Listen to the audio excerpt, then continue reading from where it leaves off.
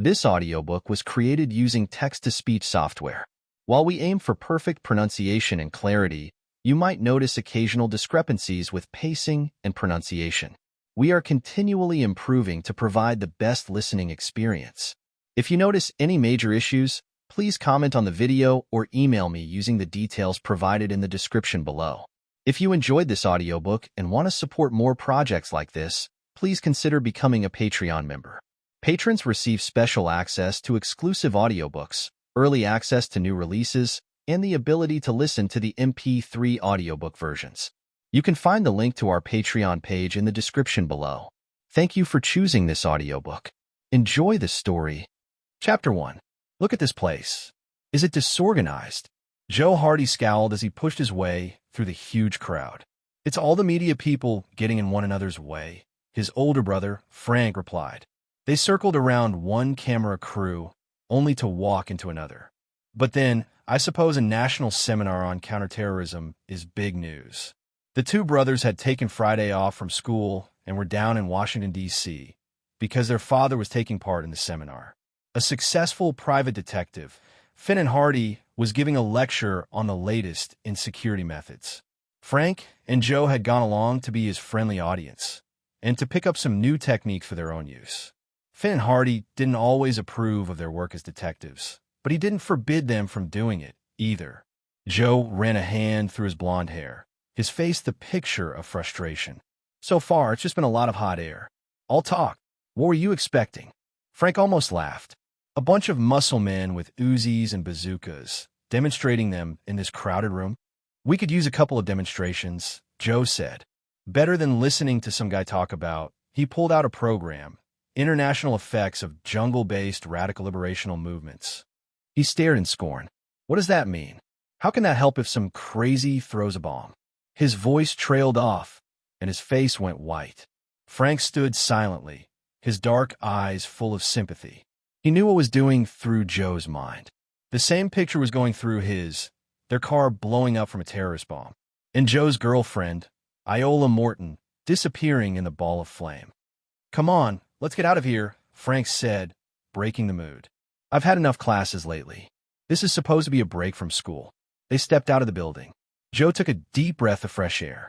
This was what I needed, he said. I was getting a little crazy in there. You know, Frank said, we're only about a quarter of a mile from the airport. What do you say we take a walk over there? Joe grinned knowingly as he looked at his brother. And why would you want to go over there? He asked. As if I didn't know. Frank looked at his watch. Well, they're getting ready for the hostage exercise. I thought you might like to see it. Wait, said Joe. I feel a deduction coming on. He stroked his chin and pretended to be deep in thought. I suspect you have another motive for going there. Someone you want to see. Come on, Frank said, complaining. If we don't get there soon, Callie will be on the plane. The most publicized part of the seminar was going to be a fully staged airplane hijacking. The terrorists would be fake, counter-terrorist experts. But the people at the seminar, including all the government officials, were going to treat the exercise as real. They'd be acting out their parts in front of television cameras. Policemen, security agents, and hostage negotiators would swing into action as if a hijacking were actually taking place. And the plane, pilots, and passengers would be real, ordinary people picked at random from the people at the conference.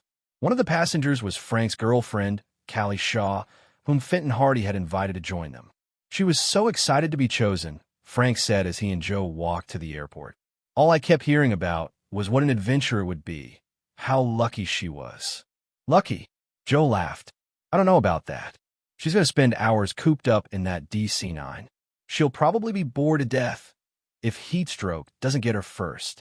He grinned. They turn the air conditioning off when a plane is stuck on the ground with its engines off. It'll be like a sauna in there. Frank glared at his brother. You might have mentioned all this stuff to her, you know. What? Asked Joe, all innocence. And ruin her fun? They headed for the airport, but the walk took longer than they had expected. Apparently, preparation for the exercise had created a monumental traffic jam. Even pedestrians couldn't get through the wall of cars. Frank and Joe ran through the departures building to Gate 61, where International Airways flight to East Nowhere was supposed to be leaving. But when they got there, The passenger lounge was empty. "I'm sorry, sir," said the agent. "All passengers have boarded the airplane. I wanted to say goodbye to someone." Frank was very disappointed. "That won't be possible," said the attendant. "But you can watch the takeoff from the observation deck." Joe shrugged. "Doesn't sound too interesting to me. We all know the plane is never going to take off." But Frank surprised it by saying, "Let's give it a try." They managed to squeeze through the crowd gathered to watch the exercise. They sidled to the front and stood at the huge plate glass windows of the observation deck, looking down at the International Airways plane. It wasn't the biggest airliner they had ever seen, but it certainly was beautiful. The whole body of the sleek jet was painted royal blue with gold trim. The two jet engines set in the tail of the plane were gold with blue trim. "What do you expect to see from this far away?" Joe asked. "You can see a lot, if you come prepared," Frank answered. He reached into his pocket and pulled out what looked like a squat fountain pen. As he pulled on the ends, it telescoped into a miniature spyglass. "One of the surveillance tools they were selling at the seminar," Frank said. "I couldn't resist it." He scanned the side of the plane. "If I know Callie, she has a window seat. What if she got one on the other side of the plane?" Frank glanced at Joe. "Spoil sport." He went back to looking through his spyglass. "There she is, up near the front of the plane, first class." Callie's blonde hair was unmistakable. So was the lively look on her face as she gazed out the window. Frank raised a hand to wave, then put it down. "She'd never see me." "Well, you got your look at her," said Joe. "Happy now?" Frank smiled. "Happy." He was about to put the spyglass away when a flurry of movement caught his eye. The main door of the airplane suddenly pushed out and swung away. A man stood in the doorway. He wore a conservative gray business suit, a white shirt, and a yellow tie. A large black bag with eye holes cut in it had been slipped over his head. In his hand gleamed an Uzi submachine gun. "Oh," said Frank. "Looks like the show's starting." He focused in on the supposed hijacker. The guy was shouting and pointing wildly with one arm. Frank refocused his spyglass to see airport personnel running around on the tarmac. Then suddenly they were huddling on the ground or diving for cover. Frank flicked back to the guy in the doorway. Sure enough, his Uzi was spitting flame. "Outrageous," said Joe, straining to see what was going on. "They're going to use up a lot of blanks in this exercise." "Hey, look," Frank said, still scanning the scene. "The pilot, co-pilot, and navigator are escaping." Both crew members had dropped from the cockpit on a rope ladder, then sprinted across the smooth surface. The hijacker turned toward them. He fired a burst as they dove for cover behind a pile of luggage. Frank froze as he focused on a row of neat holes appearing in the suitcases. "Something's wrong," he said hoarsely. "That guy's using real bullets." Chapter 2. Now Frank could see other evidence that live ammunition was flying over the tarmac. Ricocheted bullets spanged off vehicles. A truck's windshield vanished in a spray of gunfire. The driver bolted from the cab, miraculously unhurt. The gunner wasn't aiming at anything or anyone, just swinging his Uzi in a half circle with steady pressure on the trigger. Frank had just refocused on him when a stray round shattered the window in front of him. Joe yanked his brother back into the crowd pressed close against them. The safety glass crumbled and fell to the floor where they'd been standing. With the glass gone, they could hear the wild uproar on the runway below. Terrified yells and screams rose from the trapped airport personnel. Then they were drowned out by the renewed snarl of rapid fire from the Uzi. Instinctively, Frank and Joe ducked and hit the floor. "The guy must have slapped in a new magazine," Joe said. Frank aimed his spyglass at the door again, just in time to see the gunman disappear. The reason was obvious. Police and counter-terrorist experts were charging onto the scene. Frank and Joe stared as if they were watching a movie. The law enforcement officials ran back and forth. Some rushed forward, as if to charge the plane.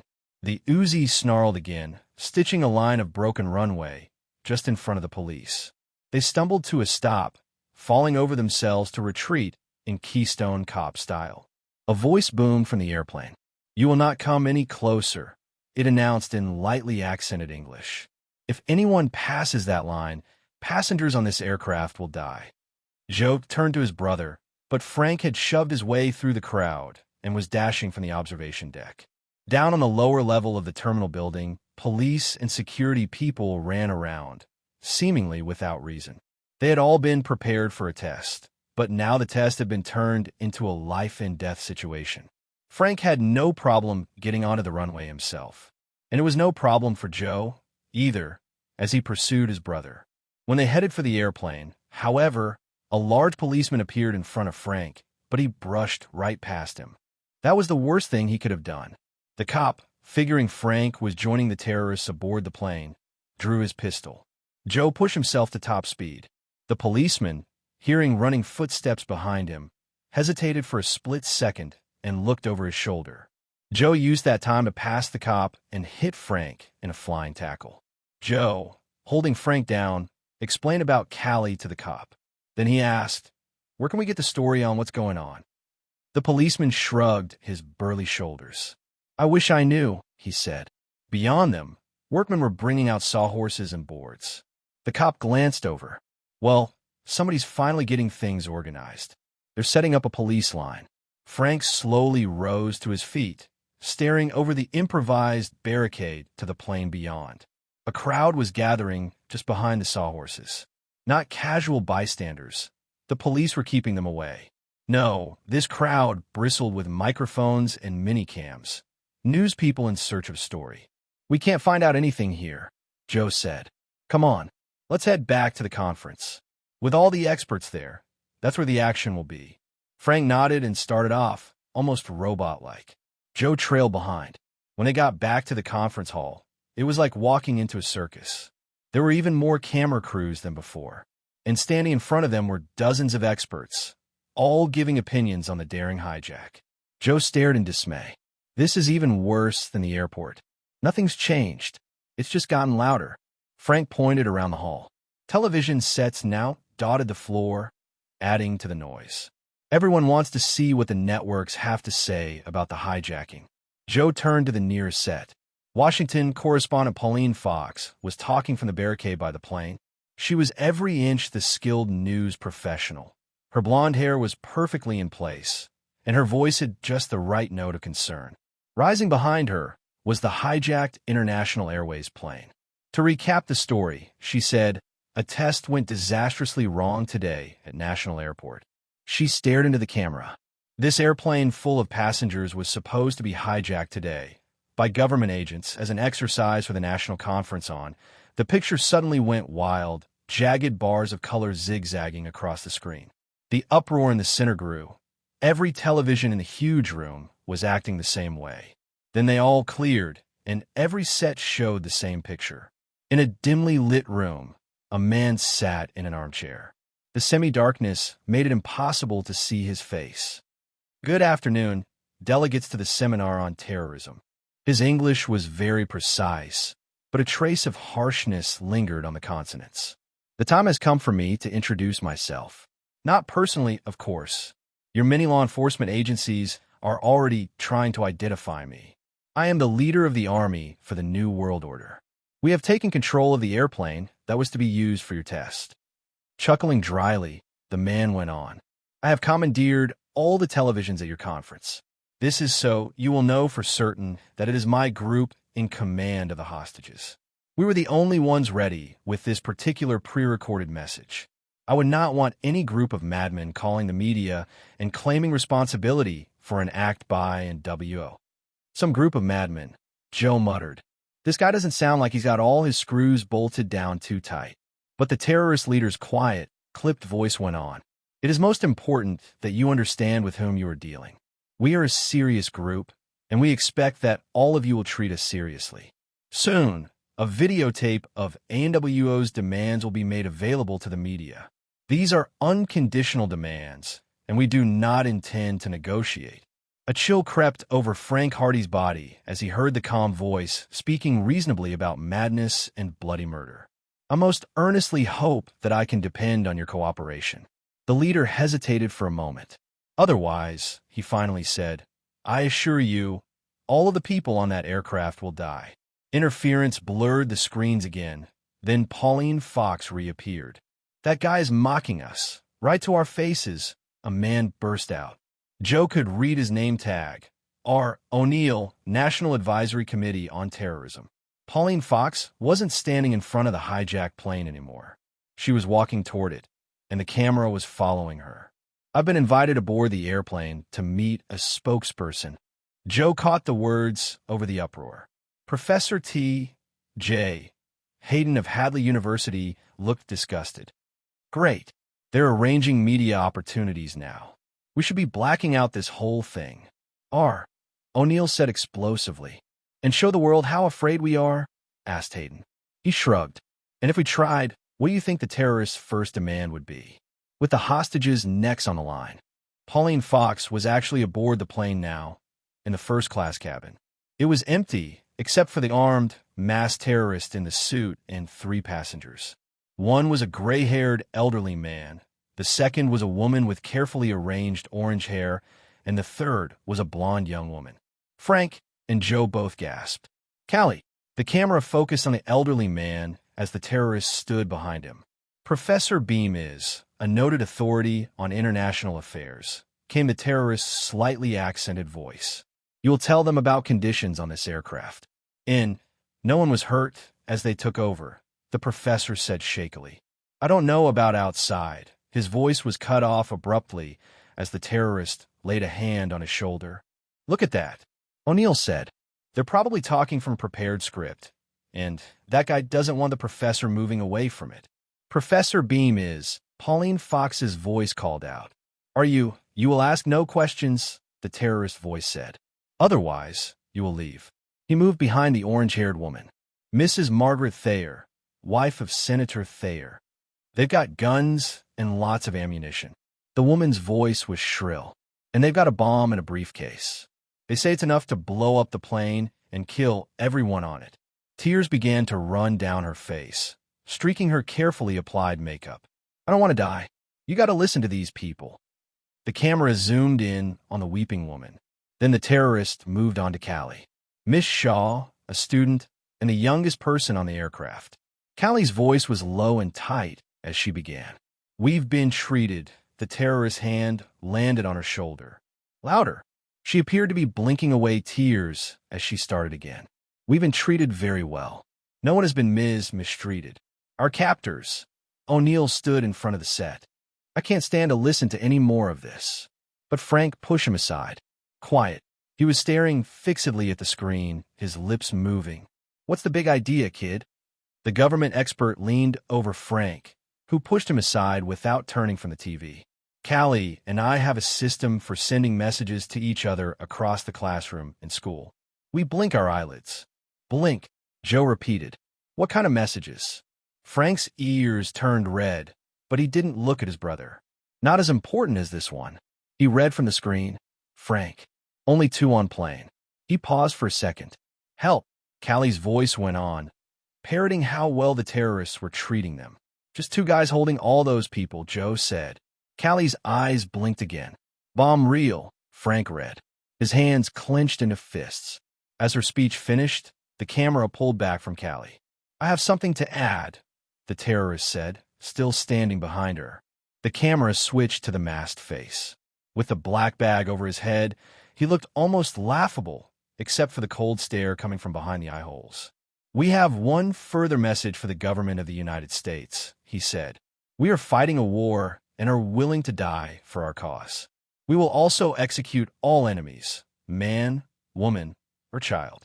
The camera pulled back to show that the terrorist had pointed the barrel of his Uzi at Callie's head. "We regret this demonstration, but your government must be made aware of our seriousness." The man's hand tightened on Callie's shoulder as he aimed the gun. "Oh no," Joe breathed. "No." The cry was torn from Frank as he leaped at the set. But even as he moved, the picture disappeared. The screen went blank. Chapter 3. Aboard the plane, Callie Shaw shut her eyes and struggled not to let her fear show on her face. "These guys will never see me cry," she promised herself, "and they won't see me beg." Behind her, she heard the terrorist's voice. For once, it wasn't full of icy confidence. "What are you doing?" he cried, surprised. Callie opened her eyes to see Pauline Fox standing beside her cameraman. "I turned off the camera," the newswoman said. "Our live feed is off. There are just blank screens out there now." Her voice shook as she glared at the terrorist. I will not stand here and film a murder for you. The gun muzzle at Callie's head quivered with the terrorist's annoyance. You will show what we tell you to show. No, said Pauline Fox. You are a news broadcaster, said the gunman. You are supposed to report the news. He gestured at Callie. This is news. It's cold-blooded killing, and I won't play a part in it. We could get other news people in here. The terrorist's voice was cold and confident again. Not after what just went out, Pauline Fox retorted. They know what you're up to. Nobody will give you live airtime. The terrorist stood for a long moment, his gun still resting against Callie's temple. Then the cold metal left her head. Into the other cabin, he ordered abruptly. Professor Beam and Mrs. Thayer hurriedly got to their feet, scuttling for the cabin door. Callie turned back at the door to see that the gun was now aimed at Pauline Fox and her cameraman. You too, Miss Fox. A hand grabbed Callie by the hair, hauling her into the economy cabin of the plane. Inside, a voice screamed in her ear. She turned to look into the second hijacker's face, which was not protected by a mask. His dark eyes were level with hers as he dragged her along. He was only as tall as she was, but he had a wiry strength and a machine gun in his hand. She wouldn't argue with him. The man's eyes burned like coals against the dark tan of his face, his coarse black hair dancing wildly as he pushed her down the aisle. The tan business suit he wore was now blotched with sweat stains at the back and under the arms. Sit here, he shouted, thrusting her into an aisle seat. Callie glanced around the semi-darkened cabin. All the window shades were down, to keep the police from seeing what went on inside. The men on the plane had been put in the window seats. Some of them nursed bruises where the terrorists had hit them. Neutralizing them, the gray-suited terrorist had called it. Breaking their spirit is more like it, Callie told herself.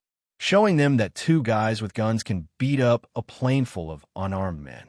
Only women were now sitting in aisle seats. They figure women are too weak to attack them as they pass in the aisles, Callie realized. She watched the man's back. Maybe I'll have a chance to give them a nasty surprise. The tan-suited terrorist walked up and down the aisle, his Uzi at the ready. He whirled around when the other terrorist entered the cabin, with Pauline Fox ahead of him. The cameraman had been locked in the cockpit. Calmly, Habib, said the gray-suited gunman as his comrade's gun snapped into firing position. Do not think this is his real name. We use false names. What's she doing here? Habib yelled, anger thickening his accent. Lars, I do not have my mask. It is necessary. Lars pulled his mask off too, revealing a pale face that looked as if it had been chiseled from ice. Handsome as that of a statue, and with about as much feeling. His eyes were like twin blue pebbles as he looked at his partner. Miss Fox will not cooperate in transmitting all of our message. That's Miss Fox, and I won't. The rest of Pauline Fox's words were cut off as Habib charged down the aisle and pointed his gun at her. The muzzle was only inches from her face. You will do this thing. His voice was almost a scream. Pauline Fox stood very still as she stared at the gun. Even though her face was pale, she shook her head. No, I will kill you then. Then Callie called out, you do that. And you can kiss goodbye any hopes of getting your precious message out. Habib whirled around, ready to smash his gun into Callie's face. But the blue-eyed man reached over to grab the other's arm. Why do you say that? He asked Callie. The news people won't give you a second on television if you kill a reporter. The cold blue eyes narrowed, considering that fact. Then they turned and gave Pauline Fox an appraising look. You are a brave woman to refuse us even after we have threatened you. So I will no longer threaten you. But what happens if I threaten someone else? Pauline glanced at Callie, but the gray-suited man shook his head. I was thinking about your cameraman. We could execute him instead of Miss Shaw. It would not be a problem. But how can you shoot the cameraman? Callie said. Who will run the camera? Lars gave her a chilly smile. I know much about machinery of all kinds. Running the videotape could be arranged. He looked at her. Easily. But you'll have the same problem. Shoot me, shoot my cameraman, and you'll be like poison to any other news people. Pauline Fox stared at the two terrorists. They'll know you can't be trusted. Lars pulled on his mask. When his face was hidden again, he spoke to Pauline. Congratulations, Miss Fox, he said. You have won this time. There will be no execution, and your cameraman will be allowed to leave without harm. Callie went limp with relief. Pauline took a long, deep breath and then moved toward the exit where the cameraman would be released. But Lars barred her way. "Unfortunately," he said, "I cannot let you leave. You know too much." "You mean, how many?" Pauline said. "How many of them there are?" Callie cut her off. "Oh, Frank, were you watching? Did you get my message?" Lars nodded. "I'm afraid I cannot let you go off and tell your police. You will have to join the other hostages. I will inform your cameraman." He moved toward the cockpit. Pauline Fox stared after him, dazed.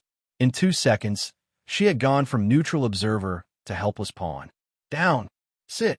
The newswoman was shoved into the seat across the aisle from Callie. Pauline stared around wildly. "What? How? No talking." The terrorist's voice rose in a screech.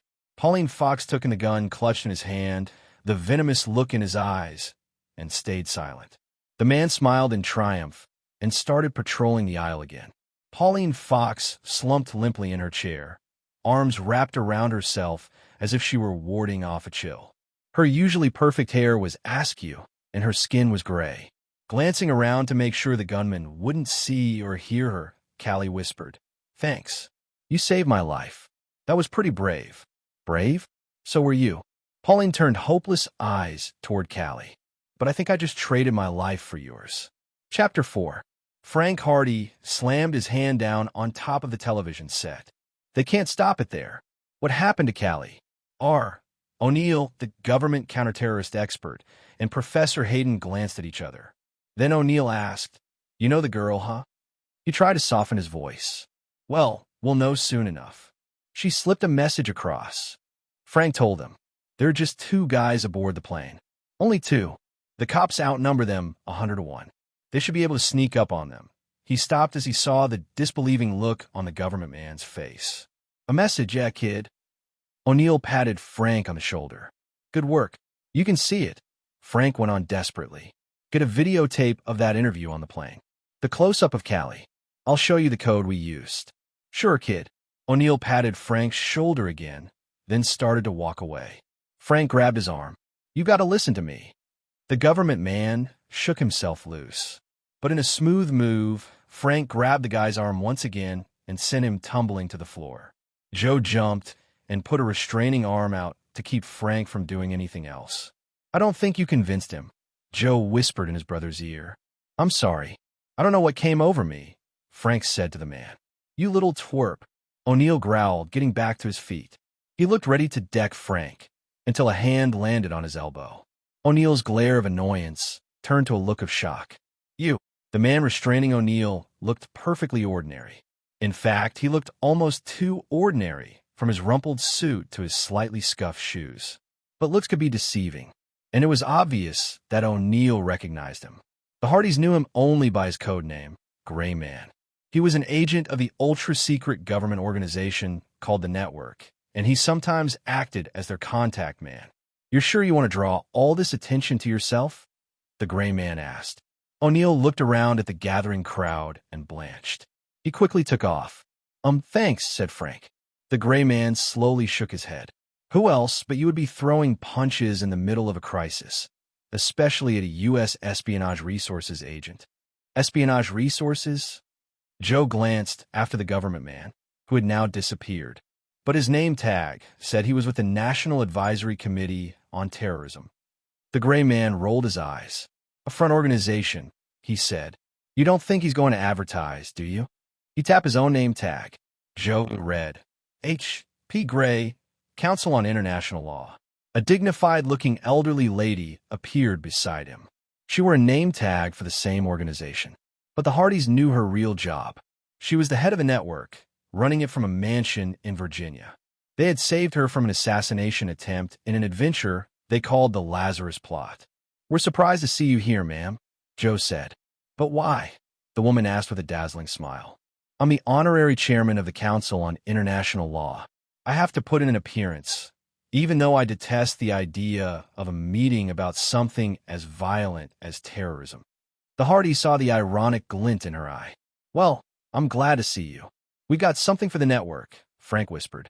Walking to a corner, he told her about Callie's message. The smile disappeared from the woman's face. "There's nothing we can do about it. Nothing, Frank repeated. She said no more, just walked off into the crowd. Interagency politics, the gray man whispered.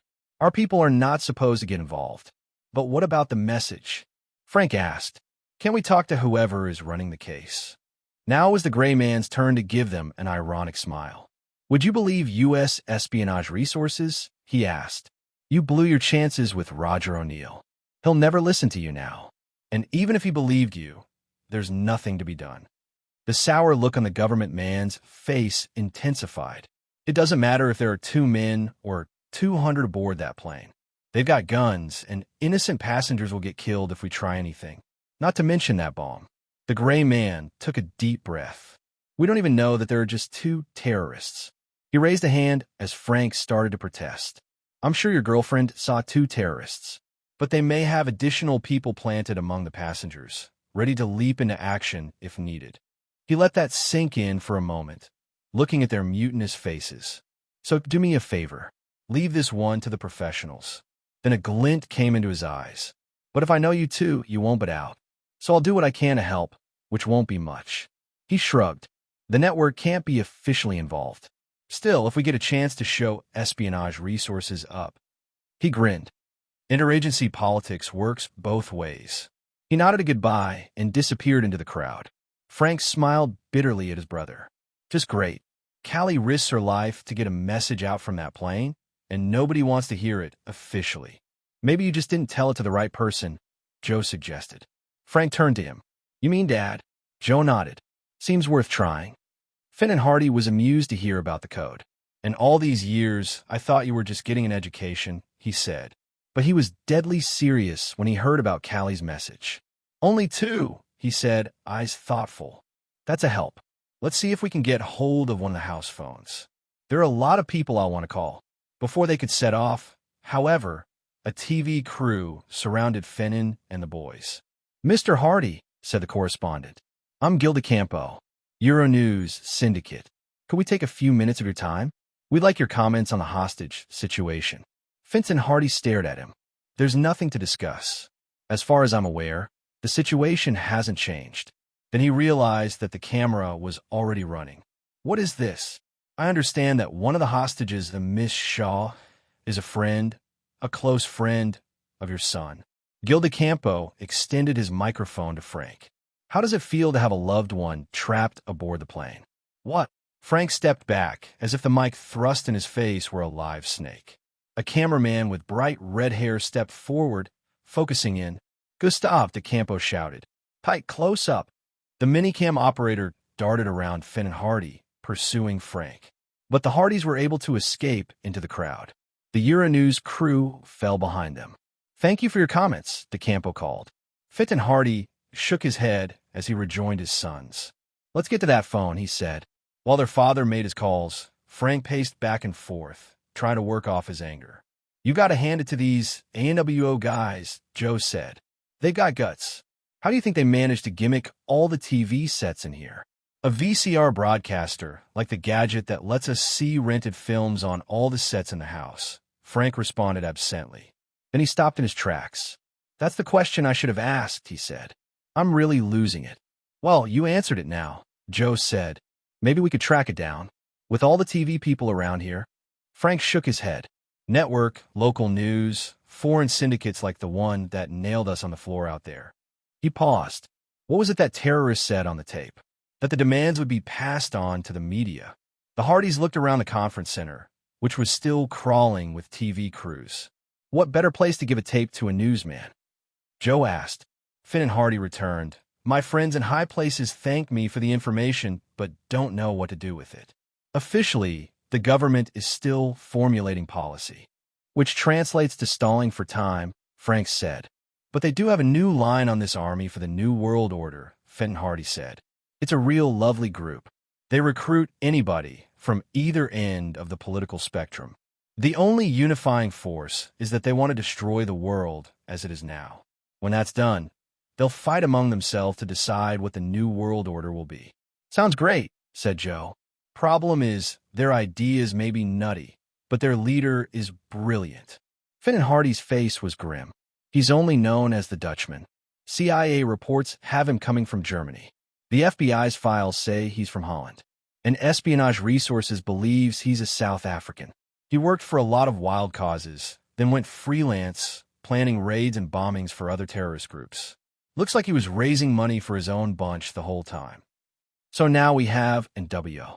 Frank ran a hand through his hair. We just had a thought about their next move. Fit and Hardy nodded as he listened to the boy's suspicion that the tape demands will be passed on to one of the media people. I think we can ignore the small outfits and the foreign groups, he said. These guys will go for the big league. He smiled. Well, there are 3 network news offices here, and 3 of us. What do you say we each keep an eye on one of them? The news office was humming, everyone moving at high speed. People walked in and out, getting new film packs, batteries, and cups of coffee to recharge themselves. Frank even saw some familiar faces as correspondents checked in. But his job was boring. All he could do was keep an eye on as much as he could see. That wasn't what he wanted to do. He wanted to move, to do something to help Callie. Frank almost grinned to himself. Now I know why Joe hates stakeout so much, he told himself. He stifled a yawn and looked longingly at half a ham sandwich left on one of the desks. Then a man passed the desk, and Frank came alert. Gustav, the red-headed cameraman who had chased him across the convention floor, walked into the office.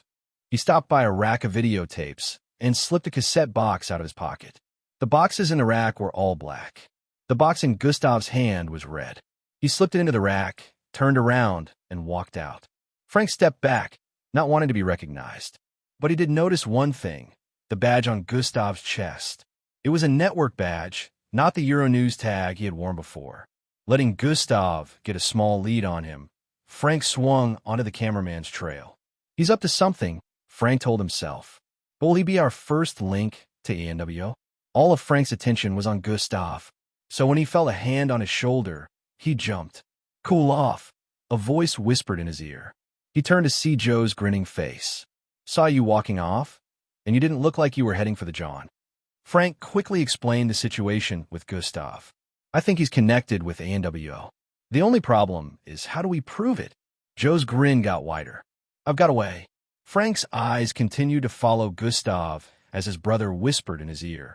Both Hardys grinned at each other. Then Joe faded into the crowd as Frank continued tailing Gustav. Gustav Villain slipped into a quiet stairwell, ready to disappear from the conference.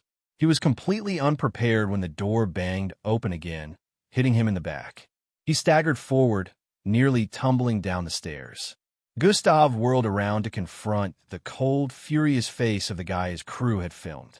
I'm sorry about the interview, Monsieur Hardy. His voice went high with fright. It's my job. Shut up, creep. Frank Hardy had cut him off. I know you've got some kind of connection with those guys on the plane. I'm going to find out what it is. I don't know what you're talking about, Gustav protested. I'm a Belgian citizen, working for Euronews. That's no Euronews tag on your chest, Frank said, breaking in. I saw you sneak into that news office and plant a tape. If we play it, I bet we'll find ANWO's list of demands. You're working for them, and you're going to tell me all about it, right? Gustav realized he couldn't deny the accusation. He didn't even try. His eyes went cold, and a gravity blade appeared in his hand. One flick of his wrist, and the 4-inch knife blade clicked into position. Then he lunged forward, giving Frank Hardy his answer, an overhand stab, aimed straight at his chest. Chapter 5. Caught OFF guard. Frank had just a second to respond. He threw himself to one side, just before the knife point reached his chest. The desperate jump left him off balance. He went down on his right knee, then leaped to both feet again. The force of Gustav's thrust actually sent the knife into the metal door, scoring the paint. But Gustav recovered quickly and whirled around, his back to the door. He blocked Frank's path back to the safety of the convention floor. Gustav grinned. He had him now. If Hardy tried to head down the stairs, he'd have Gustav's knife at his undefended back all the way down. He could try to back off from Gustav and take the stairway up to the next floor. But he'd be slow moving backward, and if he turned to run, he would again present Gustav with an undefended target. And even if he made it to either floor, he couldn't escape. The doors were locked. Gustav's associates had taken care to leave open only the one stairwell door and the door to the underground parking lot. Full of confidence, Gustav advanced. He'd heard this Frank Hardy back until he had him in a corner. Then he'd silence him permanently and be on his way. Frank Hardy gave ground slowly but steadily. From Gustav's crouch and the way he handled his weapon, Frank could see that the Belgian knew his way around knives. Even in the half-light of the emergency stairs, the blade of Gustav's knife glittered. Frank tried to circle around Gustav, but there wasn't enough room to maneuver on the cramped stairwell. Gustav slashed at Frank, forcing him back again. Then he laughed. Nah, Monsieur Hardy. You don't want to rush back to the seminar now. Not until we have finished our little tete-a-tete. I'm running out of time and room, Frank thought. He faked left, and as Gustav moved to block him, he jumped to the right, onto the stairs leading up to the next floor. Frank scrambled up the stairs, grabbing for the handrail. Gustav charged after him, his knife at the ready. Got to time this just right, Frank told himself, casting a glance over his shoulder. Gustav had just gotten into the perfect position for Frank to attack. With both hands on the railing, Frank pushed off, lashing out with his left foot in a karate kick. His heel caught Gustav right on the point of the chin. Gustav's head snapped back, and he tumbled down to the landing below. He landed flat on his back, his arms flew out, and the knife went skittering from his nerveless grasp. When Gustav started taking notice again, he saw Frank Hardy wedging the knife into a crack in the concrete stairs. Frank stomped down on it, snapping the blade in two. Then he loomed over Gustav. He was still breathing heavily from the fight, and his face was red. But it was the murderous fury in his eyes that made the Belgian terrorist cringe. Please, he said, now you're asking for favors. Frank's voice was hoarse as he looked down at Gustav. All the fight knocked out of him, Gustav got up on his hands and knees, trying to scuttle away. But Frank grabbed and twisted a clump of Gustav's red hair in his hand. Now I know you're one of those ANWO creeps. You're working for the guys who've got my girlfriend. I'm going to find out what you know, or you're going to go flying down these stairs, head first. Frank tightened his hold on Gustav's hair as he dragged him up the stairs. Talk, while you still can. Monsieur, you don't understand. They'd kill me. I can't. We'll find out about that, Frank said grimly. Either you start talking, or I'll fling you down this flight of stairs, then the next one, and the next. He yanked Gustav's head back so he could look him in the eye. Frank looked angry enough to do it. I'll keep doing it until I run out of stairs, or until there's not enough of you left to pick up. Frank grabbed Gustav's belt and began swinging him back and forth. Gustav's arms waved feebly as Frank prepared to push him. Last chance, Gustav. 1, 2, Frank suddenly went limp. Gustav dropped to the stairwell floor, gibbering in French as his chin hit the concrete. But when Frank flopped down beside him, Gustav realized this was his chance to escape. Gustav started to scrabble away, but instantly bumped into two heavy boots. He looked up into a pair of ice-blue eyes. A young blond man leaned against the door to the convention floor. He rubbed his left hand over a big, competent fist. You must be Gustav, he said. What happened? Gustav asked. Quiet, commanded the blond man. I took care of this fellow. His English was good, but there was a faint trace of accent. German? There is trouble. The operation has been compromised. This man found you and other members of the army. He took a deep breath. I must warn the Dutchman. Your contact, Gustav began, is now being watched. The blond man cut him off. The message must go through. We may have only minutes. Give me someone I can talk to. You can go, and I will warn the others. He prodded Frank Hardy's unmoving form with the toe of his boot. I'll take care of this one, too. Gustav licked his lips. He wasn't so eager for grand struggles right then, especially if the whole operation was going wrong. At last, he made up his mind. The hole in the wall, a sweet shop on Pennsylvania Avenue. Ask for Lonnie, and the recognition code. Gustav hesitated. The blond man gave him a sharp look. Come, there must be a recognition code. Gustav finally gave in. You must say, the day dawned most promisingly, and he will answer, like a new world. That is all.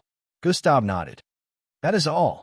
A smile crooked the blond man's lips as he leaned over the Belgian. Thanks, pal. The sudden switch from an accent to pure American English made Gustav glance up in astonishment. That's how he saw the fist flashing for his jaw. Then he didn't feel astonished.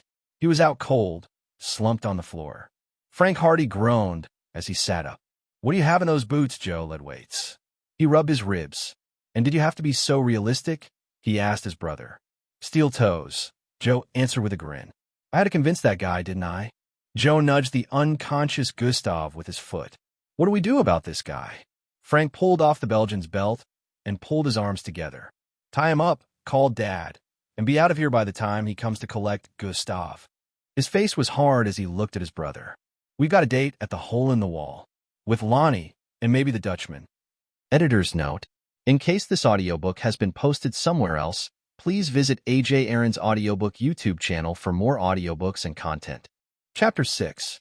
The Hardys had some trouble finding a cab driver who was willing to go to the hole in the wall. It was in a tough neighborhood and not very conveniently located from a conference center. It would mean a trip through heavy downtown traffic. But if their trip was slow, it was also scenic. Their route took them along the south side of the mall, with all the white marble museums. Then the dome of the Capitol building rose up on the side, and the cab cut over onto Pennsylvania Avenue. Government buildings began to thin out then. Once they were past the Library of Congress, Pennsylvania Avenue started changing. Neighborhood-type stores began appearing, and the farther they traveled, the more run-down the neighborhood became. "This is the street the president lives on?" Joe asked. "Well, not on this end of it." The driver grinned. He began to make another joke when the radio cut in with a new report on the hostage situation. "A videotaped set of demands from the Army for the New World Order has been discovered in a major network news office," the announcer said. The leader of the group has explained that there will be no negotiations. For members of his group presently in prison in France must be released, U.S. anti-terrorist advisors must be withdrawn from foreign countries, and $1 million ransom is to be delivered to the plane. "Those guys are sure doing a number on us," commented the driver. But Frank was leaning forward in his seat, straining to hear the rest of the report. "These demands must be met within the next 12 hours, the announcer went on, "or, according to the tape, the International Airways jet and everyone aboard will be blown up." Frank and Joe looked at each other. 12 hours to find this guy," Joe muttered. "Are we getting near that address we gave you?" Frank asked. "Next corner," the driver responded. They looked down a row of shabby storefronts, some of them boarded up. On the corner was the candy store they wanted. Its side and front windows had been crudely filled in with cement blocks, and the whole front given a quick once-over with white paint, now gone dingy. A crudely hand-lettered sign stood over the door. "Hole in the Wall Candy." So does Joe gaze from the sign to the store. "Great name. Describes the place perfectly." "At least the door is open," Frank said. "Somebody must be in there. Let's go." They stepped through the doorway and went from bright Washington sunlight into gloom. Whoever owned the place didn't believe in a lot of light. With the windows blocked up, the two 40-watt bulbs hanging from the ceiling didn't begin to light up the store. It smelled of dust and sweat. Frank squinted his eyes, making out a counter by the entrance and a soda fountain along one wall. "Hello," he called. "How do?" As Frank's eyes got accustomed to the dimness, he realized a man was sitting on one of the fountain stools. He did his best not to stare as the man labored toward them on a cane.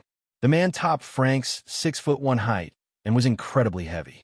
Billows of fat rolled over the waist of the man's worn jeans and rippled under his torn undershirt. Tufts of white chest hair peeped out, too. Joe glanced at his brother, his thoughts evident in his eyes. Samples too much of his own candy. But as the man stepped into the light from the front door, both Hardys gasped. The man's right arm and half of his face were a mass of scar tissue. The man's lips curled into a smile as he looked into their faces. "Got this courtesy of the United States Marine Corps. Was in a demolitions unit. But one of the timers was screwed up. Dang, near demolished me." He leaned on his cane. "They retired me, and I had enough money to get me this nice store. So what can I get for you gentlemen? A candy bar? A nice lime Ricky?" With his heavy southern accent, those last words sounded more like Lamriquet. "We are looking for Lonnie." Joe did his foreign English routine again, pronouncing every word very carefully, as if he had to think about it. "I'm Lonnie. A couple of foreign boys, hey? Sure you wouldn't like some soda pop?" "No. We came in to get out of the sun." Joe fanned himself with his hand. The day dawned most promisingly. Lonnie's eyes suddenly became sharp. Like a new world, he responded. So, I see you boys need something more than soda. He waddled past them, closing the door. Come in the back. Joe and Frank followed him, nearly choking in the stench of stale sweat. Lonnie led them into a combination office and storeroom, piled high with crates. Joe leaned against one that had just been pried open and glanced inside. Heckler and Coke machine guns, he commented. I can still use my old Marine contacts to get guns for the cause, Lonnie said, settling his bulk behind a desk. Still got some buddies, even down in the barracks by the Navy Yard. And, of course, they're my demolition skills. I built the bomb that's in the airplane. He leaned back, and suddenly an old Army Colt automatic appeared in his hand. I also know all the people who would use that recognition code, and you're not any of them. Gustav sent us, Frank said, imitating Joe's accent. He fears the airport operation has been compromised. People are after him. So he sent you? Lonnie asked. There's more, Joe said, but we are to report only to the leader. He hesitated for a second. The Dutchman. Lonnie frowned. That's not standard procedure. The Dutchman operates only through cutouts. Frank nodded in understanding. Of course he would use cutouts, innocent-looking go-betweens, to receive his reports and issue his orders.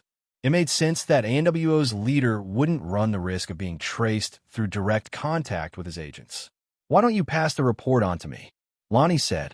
I'll pass it straight to the big man. You are so close to the leader? Joe asked.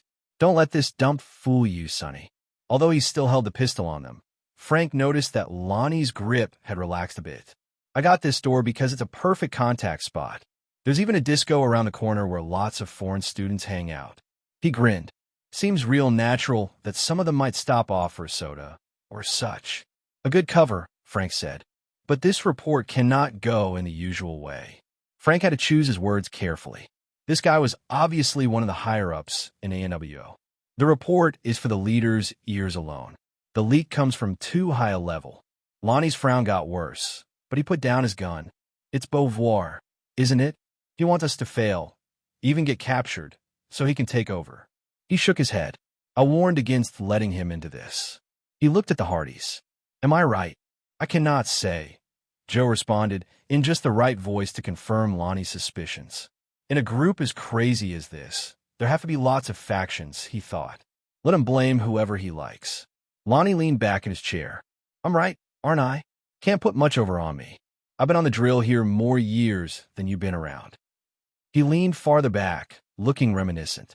Our message, Frank pressed, not really wanting to hear about 20 years of wacko politics. I've been thinking on it, Lonnie said. Don't know where the Dutchman is myself, but Pia sure will. A good kid, Pia, and an easy contact for you kids. Just go up to Georgetown. I'll give you the number where you can reach. He reached over for a pad and pencil. But just as he put pencil to paper, the sound of sirens came screaming up the street. Sounds like a whole convoy of cop cars, Lonnie said, pausing. A familiar sound in this area, I expect, said Joe. But as the sirens got louder and louder, Lonnie's face became more thoughtful. Frank risked one glance at the gun. Could he beat Lonnie to it? Lonnie surprised him. He leaned back again in his chair, way back, resting his hand on an old fuse box behind his desk. You know, Lonnie said, I sure as sugar hope you're not snitches or undercover cops. The Hardys could barely hear his voice over the noise of the sirens outside. 'Cause I decided a long time ago I wasn't going to get caught. Lonnie gave him a lopsided smile as he looked down at his half-crippled bulk. And I sure can't run. He swung open the door of the fuse box. It was crammed with what looked like yellowish clay. CN, plastic explosive. Lonnie flicked a big black electrical switch in the middle of the bomb. And this switch here activates a detonator. Lonnie rose to his feet. Now, if anybody's fool enough to open the front door, we're all going to go up like the 4th of July. Chapter 7. Frank and Joe both charged for the fuse box, but Lonnie stood in the way. Joe threw a whistling right straight into Lonnie's gut. His fist penetrated 4 inches of blubber, then hit rock-hard muscle. Lonnie grunted. Then his massive fist caught Joe in the side of the head, sending him spinning away. Frank tried a karate blow to Lonnie's neck. But again, Lonnie's fat cushioned the blow. He picked Frank up with both hands and threw him across the office. Frank crashed into the wall and slumped to the floor. Ears ringing, he forced himself to his feet. The office was quiet now. The sirens had stopped blaring. Any second, someone would be coming through that door. Frank's eyes fell on the old pistol still sitting on the desk. He lunged for it, almost had his fingers around the butt. Then he dropped it as Lonnie lashed into his shoulder with his cane. "No way, boy. If we're going to go, we're going to go." Joe came staggering up for another attack, sidestepping Lonnie to get at the switch. He managed to get his fingers into the box, only to have Lonnie's cane rammed into his stomach. Joe folded in pain. All he had to show for it was a sticky coating of CN on his fingers. Frank stopped, rubbing his injured shoulder, and grabbed left-handed for the gun. Lonnie's cane swept out, sending the pistol spinning away. But the grab had been only a feint. While Lonnie was distracted, Frank's right hand had crept painfully into his pocket. It came out with a small spray can. As Lonnie brought his cane around again, Frank brought his hand up. His aim was pretty shaky, but the spray did its job. It jetted into Lonnie's face. Lonnie screamed, his cane falling to the floor as he brought both hands up to his eyes. Frank lurched past him, his own eyes tearing as he passed through the cloud of liquid tear gas. He flicked the switch to the off position. "Please, don't let it be booby-trapped," he prayed. Nothing happened. They didn't blow up. But Lonnie did. With a roar, he started flailing his arms around. Even blind, he was a formidable opponent. One of his ham-like fists caught Frank a glancing blow, knocking him to the ground. The little can rolled from Frank's hand. Lonnie fumbled around the fuse box, trying to rearm his bomb. Then Joe hit him in a flying tackle. They both disappeared behind the desk as Lonnie lost his balance and hit the floor thunderously. Frank got to his knees and found the pistol resting on the floor beside him. Picking it up, he started for the desk. "Joe, you okay?" "Yeah." Joe reappeared, grinning and brushing dust off himself. "I was lucky. He didn't land on me." He picked up the aerosol can and looked at it curiously. "What is this stuff?" "Mace," Frank said. "Something else I bought at the freeze," bellowed a voice from the doorway. Frank turned to find 3 policemen braced for a fight, their pistols all aimed at him. "Drop the gun," one of the cops ordered. Frank opened his hand. The heavy Colt thudded to the floor. "All secure," the policeman reported. They parted, and Roger O'Neill, the agent from U.S. Espionage Resources, entered the room. He gave the Hardys a disgusted look. "I don't believe it," he said. Then he called over his shoulder, "You got to see this." Finn and Hardy appeared in the doorway. He didn't look disgusted. Concerned, yes. Upset. And as the boys looked into his eyes, they realized angry might be the best description. "Hi, Dad," said Joe. "I don't know what to say." Fitz and Hardy shook his head, disappointed. "I thought we were supposed to be working together, staking out those news offices. Next thing I know, you call me about that Gustav fellow and disappear. We interrogated him, you know. He told me everything." He began to look angrier. "Everything." "Yeah," O'Neill said. "We know how you've been playing junior detective." Meanwhile, the policeman had found Lonnie and handcuffed him. O'Neill waved them off impatiently as they approached Frank and Joe. Frank tried to explain things to his father. "We had to do something. For Callie. She's trapped on that plane." "I understand that," Fenton Hardy said. "But you're not going to save her alone. Don't you think the U.S. government might help?" Joe gave O'Neill a sideways glance. "They haven't been much help up to now," he muttered. "Boys, I trusted you, and look what's happened." Frank's head came up. "2 NWO agents caught. We've gotten the first break in this case." He glanced over at Agent O'Neill, while the older and wiser heads were doing nothing. His eyes locked pleadingly with his father's. "We've heard that ANWO has set a 12-hour deadline for their demands. They'll blow Callie up." Fenton Hardy turned away. "There are 114 lives at stake here, besides Callie Shaw, and your reckless behavior has endangered them all." He sighed. "Agent O'Neill has demanded, that you stop impeding his investigation. He's escorting you to the airport to put you on the first plane back to New York, then straight on to Bayport. Understand?" "I'll stay on, Dad," Frank said, interrupting, his voice low. "If Mom were on that hijacked plane, what would you do?" For a long moment, Fenton Hardy didn't answer. Finally, he said, I'd go along with the government. But they all heard the quaver in his voice. Agent O'Neill cut in quickly. Come on, kids, I got a car for you. He led them out of the office. Finn and Hardy didn't turn around. Outside, the whole neighborhood was crawling with uniformed police carrying rifles and shotguns. Let's clear the way here, O'Neill shouted, waving his government identification. The cops parted before the magic ID, opening a lane to the big black sedan surrounded by police cruisers.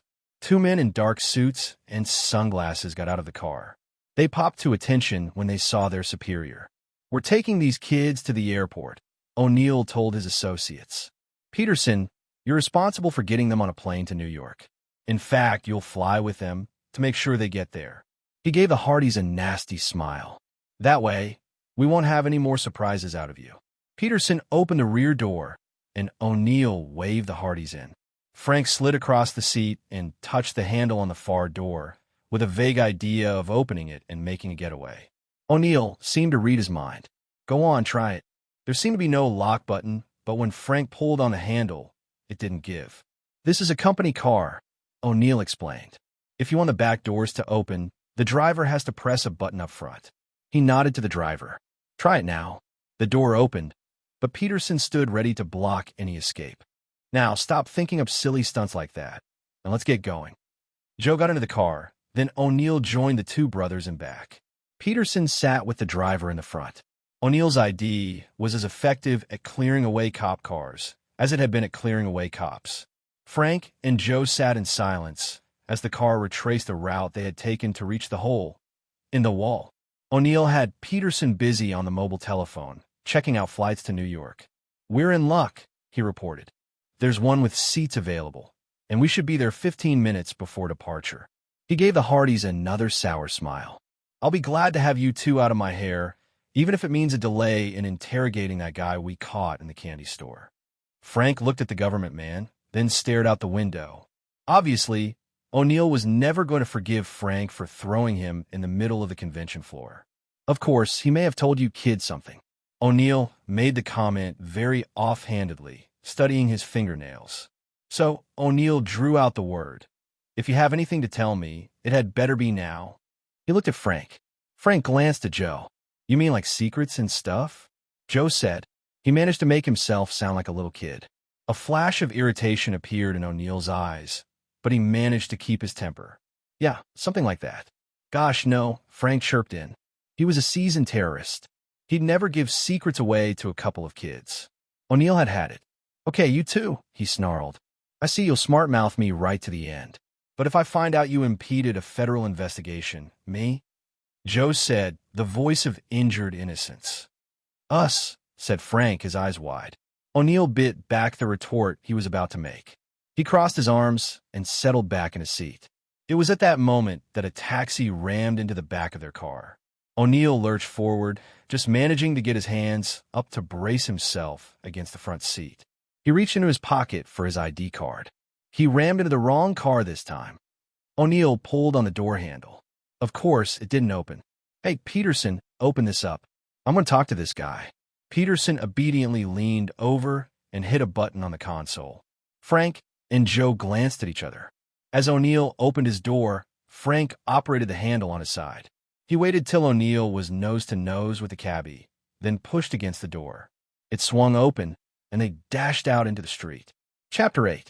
Traffic heading for the Potomac bridges was heavy. Frank and Joe almost got run over twice before O'Neill realized they were escaping. Hold it, he yelled. Frank had to grin at how easily they had gotten away, but the grin disappeared when he saw Peterson starting to run after them. At least he had to dodge traffic, too, so Frank and Joe had a respectable lead on him. How are we going to lose him? Joe asked on the sidewalk now. I have no idea. Frank responded. They ran for a couple of blocks, with Peterson closing the gap. Dodging through the homebound office workers, Joe glanced over his shoulder. Still there, he puffed. Frank was starting to gasp for breath, too. He had a stitch in his side, and the shoulder that Lonnie had clobbered was beginning to throb. But Peterson was still getting closer. How would they train those guys? Frank wondered. They plowed on, Peterson still gaining. Escape plans ran through Frank's mind. Maybe they could duck into an office building, go out a side exit, and lose him. But what if there weren't any side exits? They'd be trapped, and Frank didn't know the buildings around there. Other half-formed schemes floated around in his mind, but nothing really solidified. Frank began to get worried. He could usually come up with some sort of plan. Just ahead of him, Joe turned and waved his arm. This way, he plunged through an entrance and down an escalator. Frank followed his brother in a broken field run down the moving steps.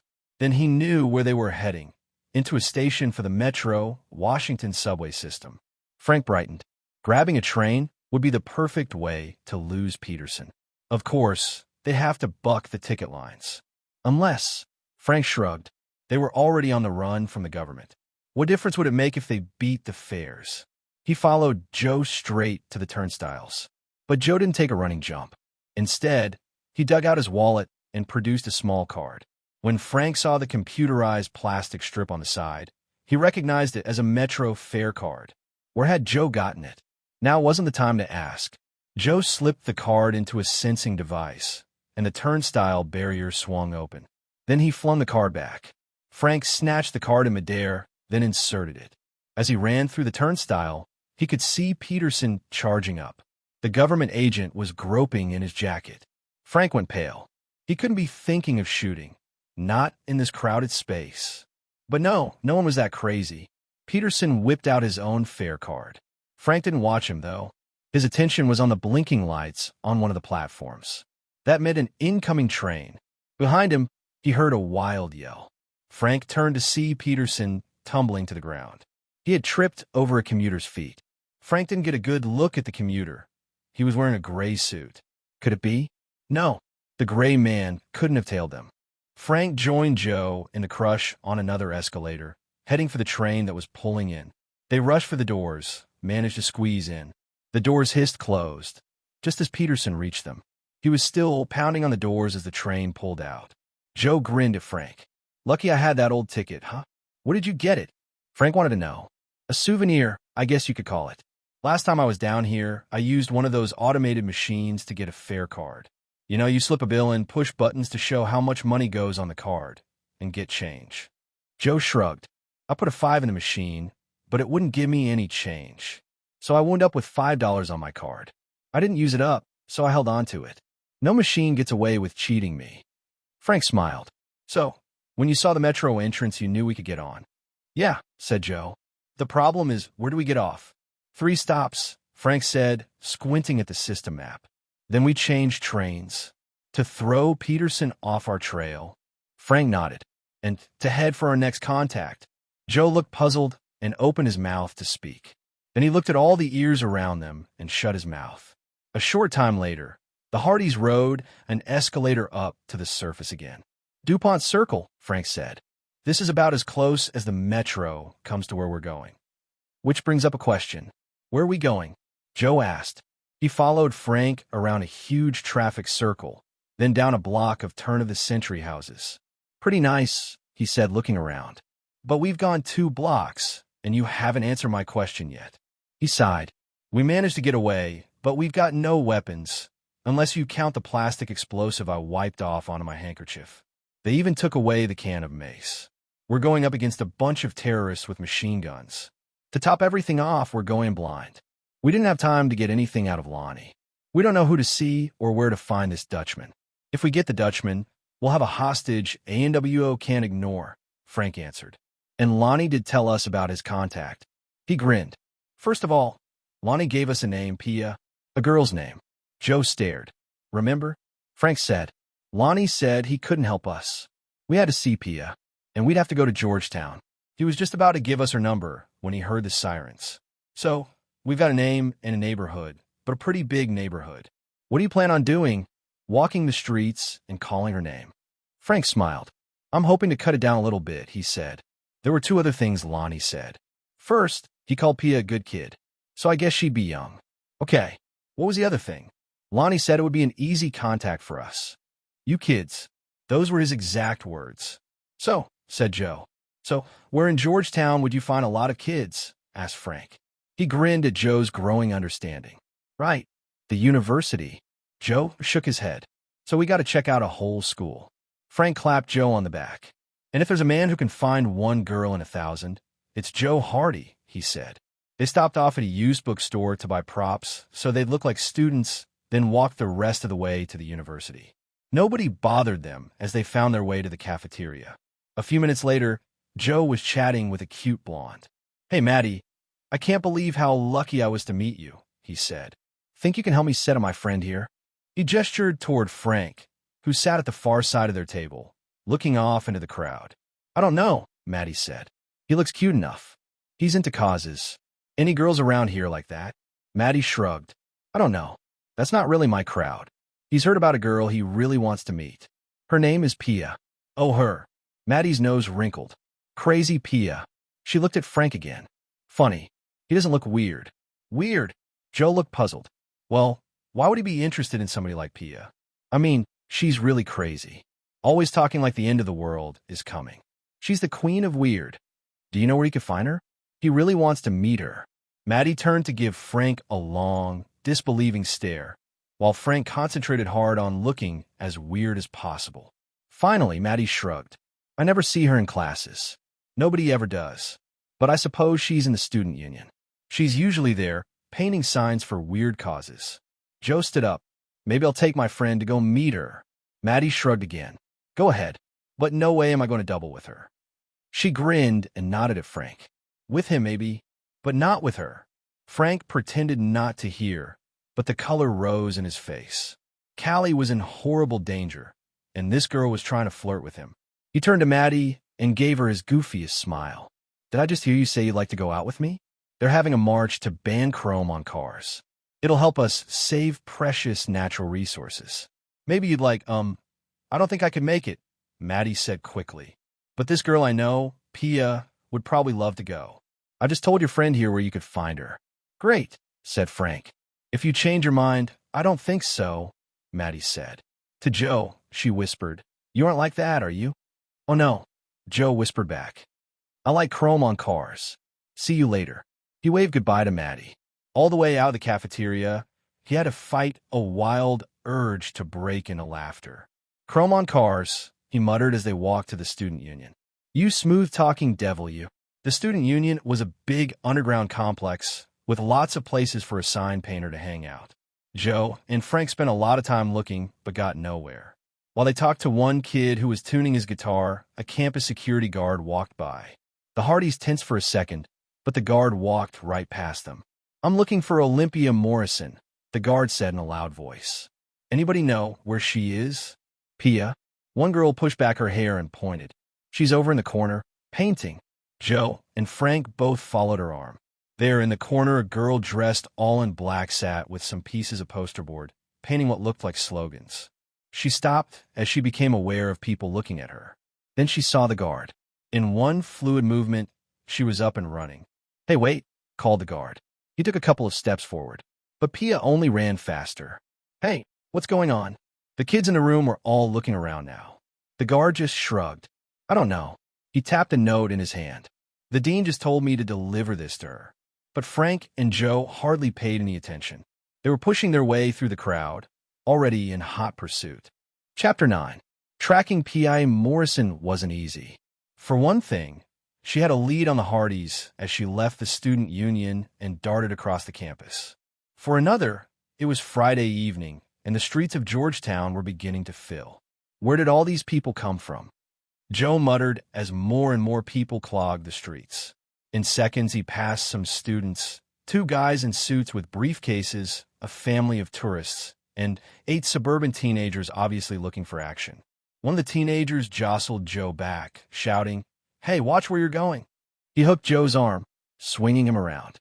Pia moved like a running back through the opponent's defensive line, zipping easily through momentary openings in the crowds. Things weren't so easy for the Hardys. They were bigger, so their efforts to make a path usually earned them dirty looks from jostled pedestrians. Frank's chest tightened as he watched his one hope for saving Callie slip away. His frustration mounted as Pia disappeared into the crowd. He wanted to slam his way through that uncaring herd and catch that girl. Save it for the bad guys, Frank told himself. Desperately, he rose up on his toes to scan the jammed sidewalk.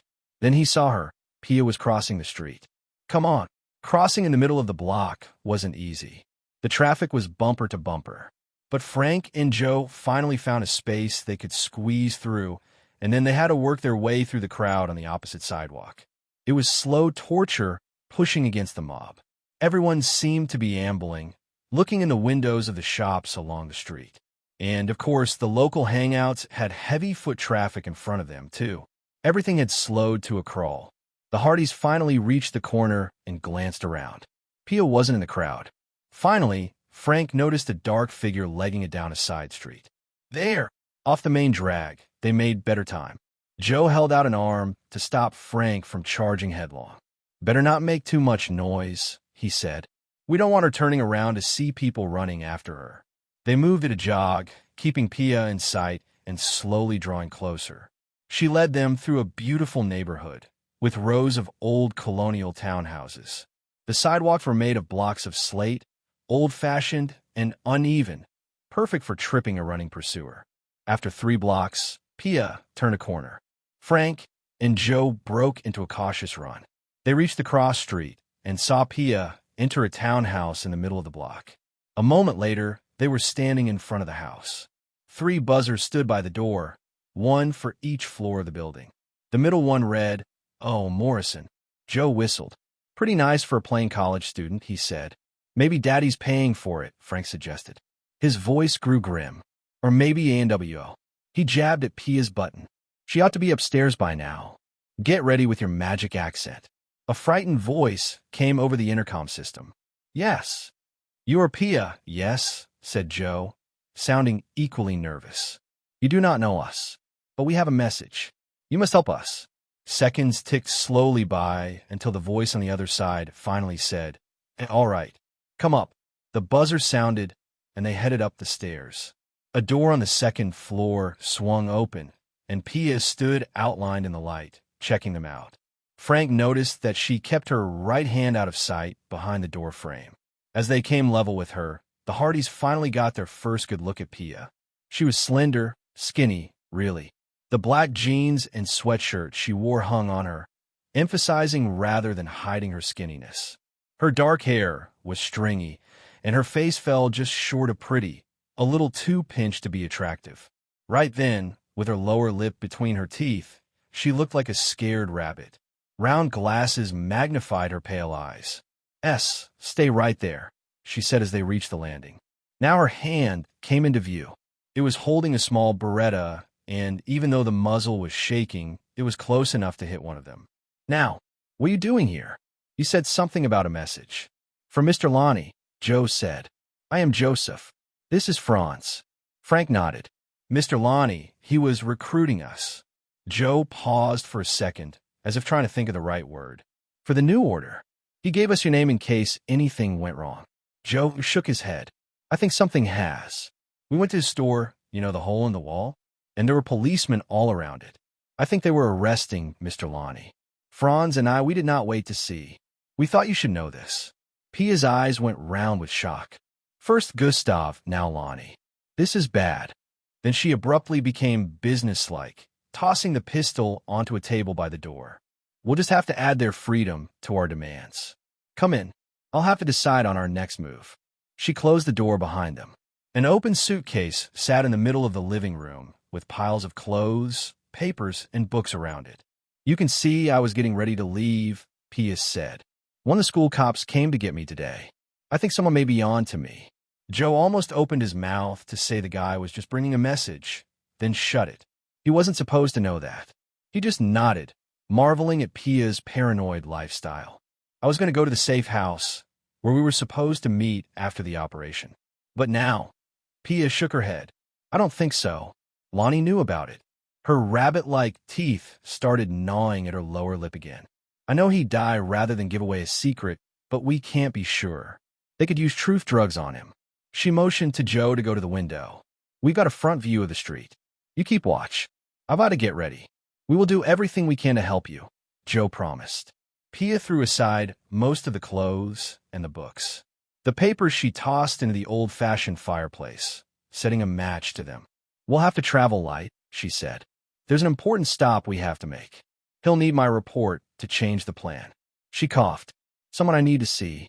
She glanced at them, her newfound trust faltering for a second. Frank's heart began to pound. That someone she was talking about could only be the Dutchman. Can we go with you? He asked. Joseph and I, we are afraid. What if Mr. Lonnie talks about us? We are not yet members of your army, but I hope you will help us. Don't worry, Pia replied, all confidence again. If Lonnie recruited you, that's good enough for me. We take care of our own. I'll make sure of it. After all, you brought us this warning, Pia. Look, Joe stood by the side of the window, so he could keep an eye on the darkening street without being seen himself. Pia and Frank rushed over to peek out. The street below them was suddenly filled. A long black car, surrounded by police vehicles, pulled up. All of the officers moved out silently. A surprise raid, Frank said. His brain slipped into high gear. He recognized O'Neill's customized car. That meant Lonnie had talked. O'Neill, and maybe Finn and Hardy, would soon be bursting through the door. Once again, he and Joe would be shipped off to Bayport, this time under armed guard. If they were lucky, they might make Pia tell them where the Dutchman was. But even if the government captured the NWO leader, his release would probably wind up at the top of the terrorist demands. Would the government really keep the Dutchman in prison and let a plane load of people die? Frank didn't think so. There had to be a better way. He made up his mind. Is there another way out? Pia nodded. Right. Come on. She forgot to pick up her pistol. She even left the papers burning merrily in the fireplace. Frank and Joe followed her into the bedroom, where she started throwing shoes and junk out of her closet. I don't. Frank began as Pia got down on her hands and knees on the closet floor. Then he shut up as he watched her slide out a panel in the back wall.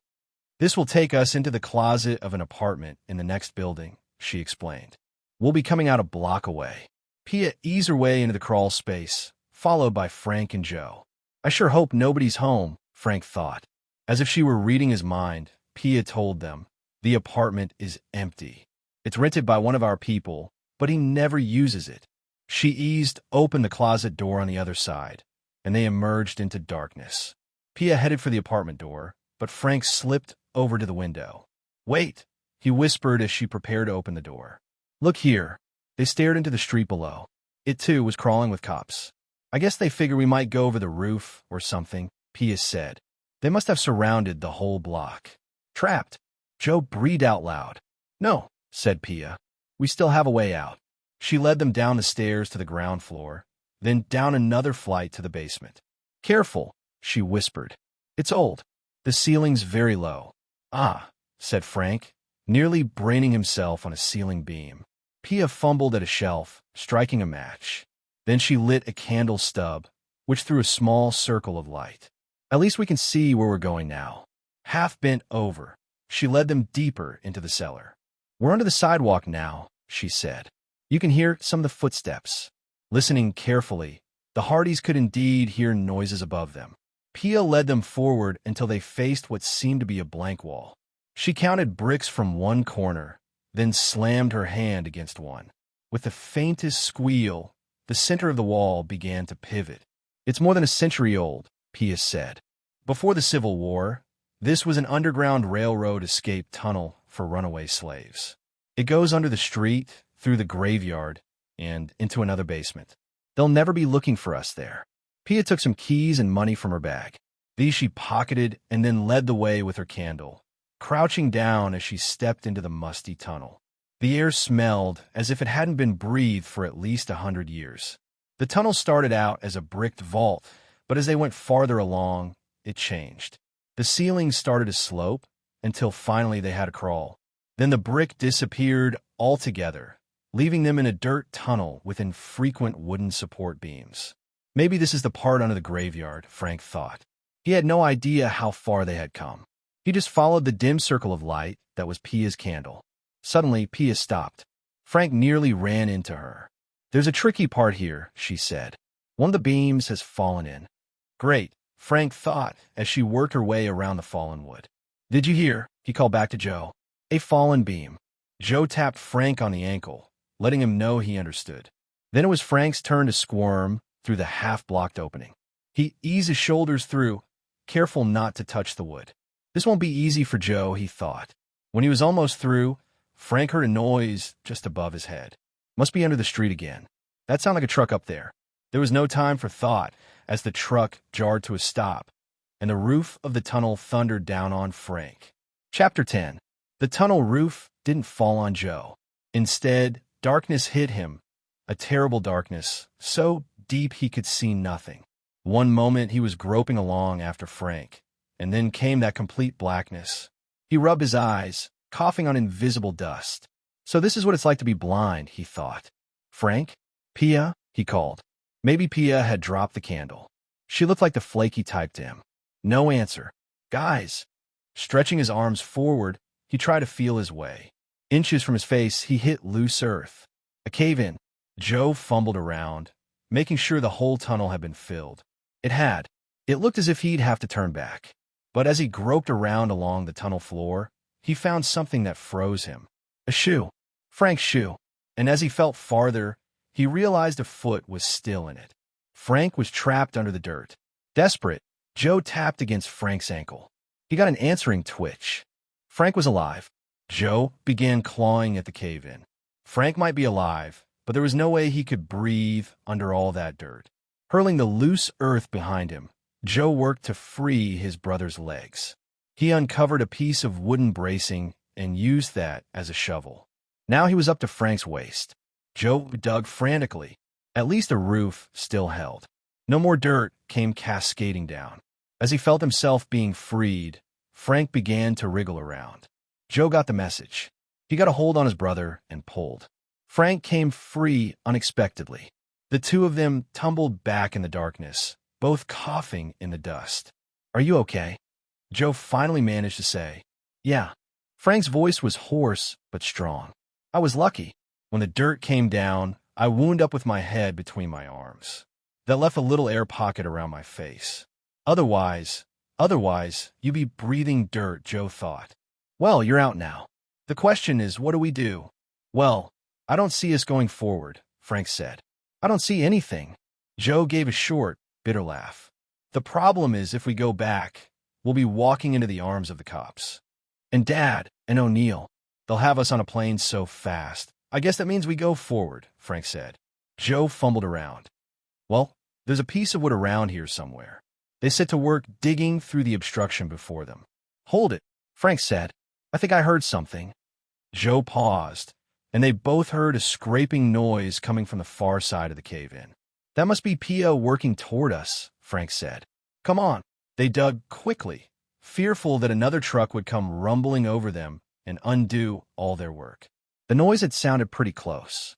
Maybe the cave-in wasn't that big. Then Joe's piece of wood rammed into something coming from the other side. A piece of wood in Pia's hands. "Franz?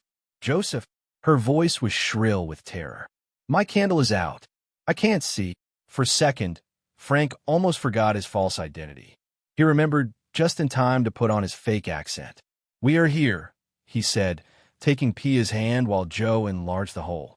"Right here."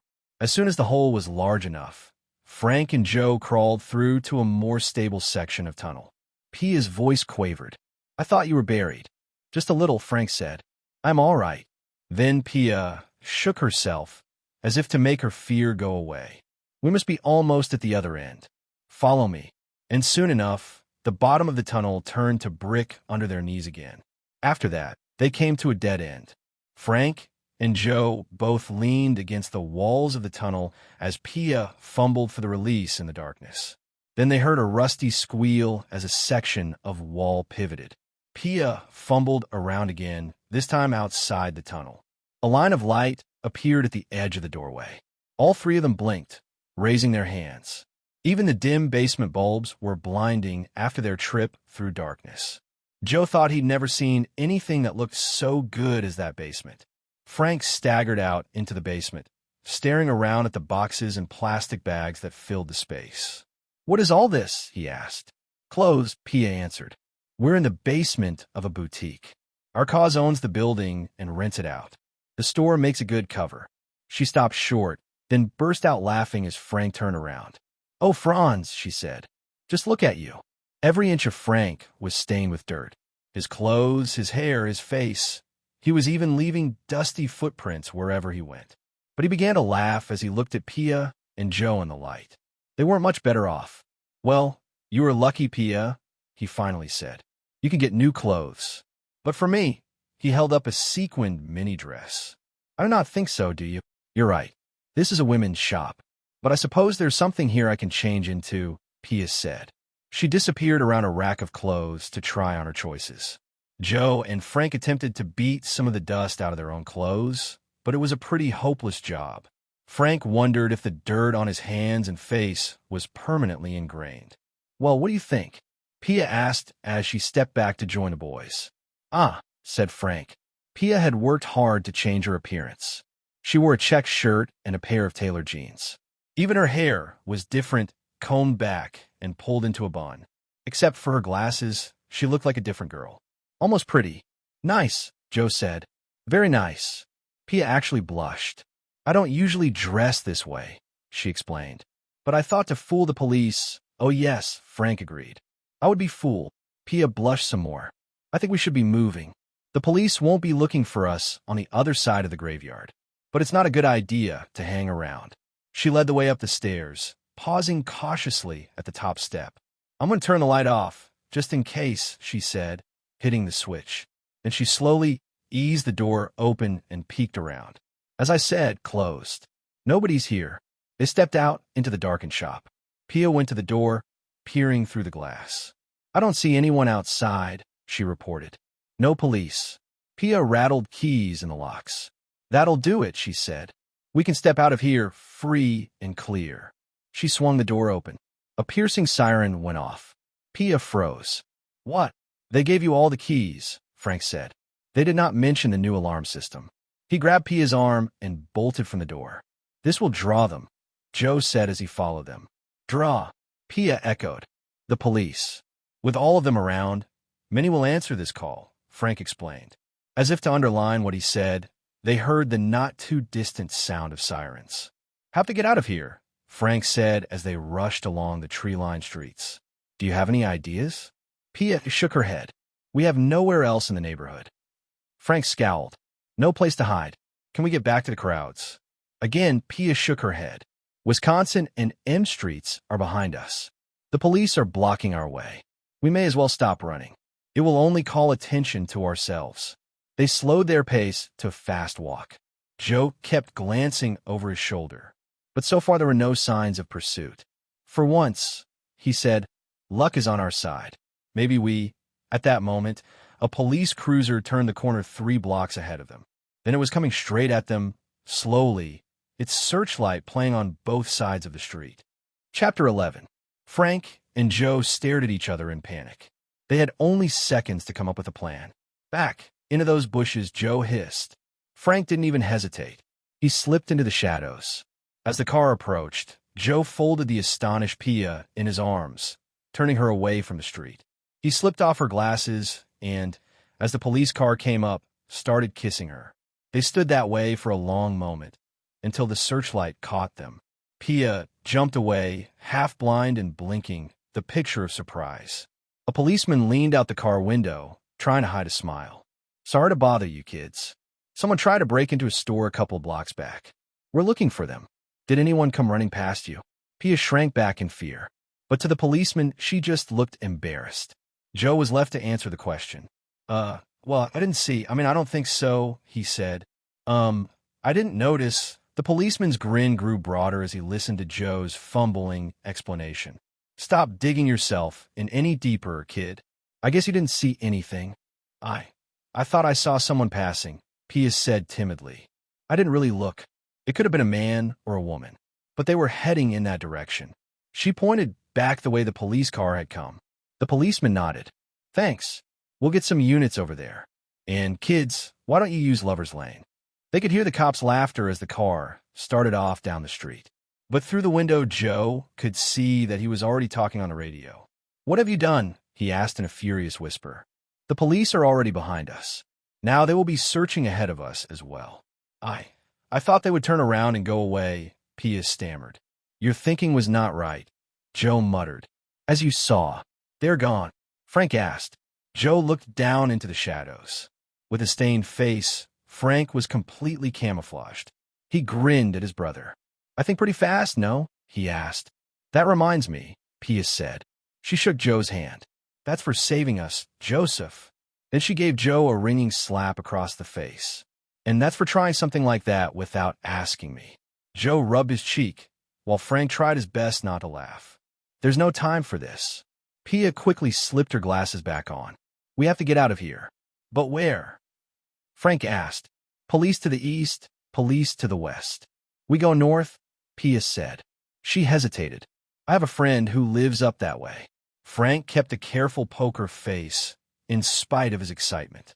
He remembered Pia's slip earlier. Her friend had the power to change A&WO's plans. It had to be the Dutchman.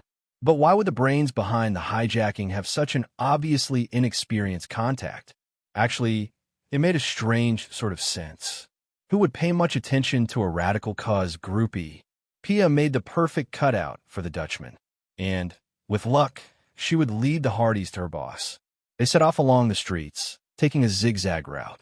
Sometimes they even circled around blocks. Frank gave Pia a look.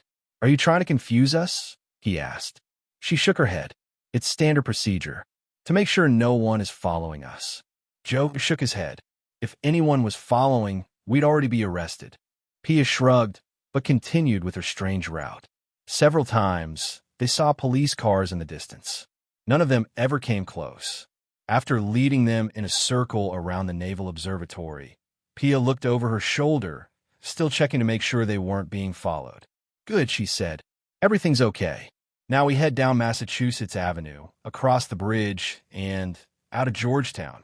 They were 3 blocks from a Massachusetts Avenue bridge when they saw the roadblock.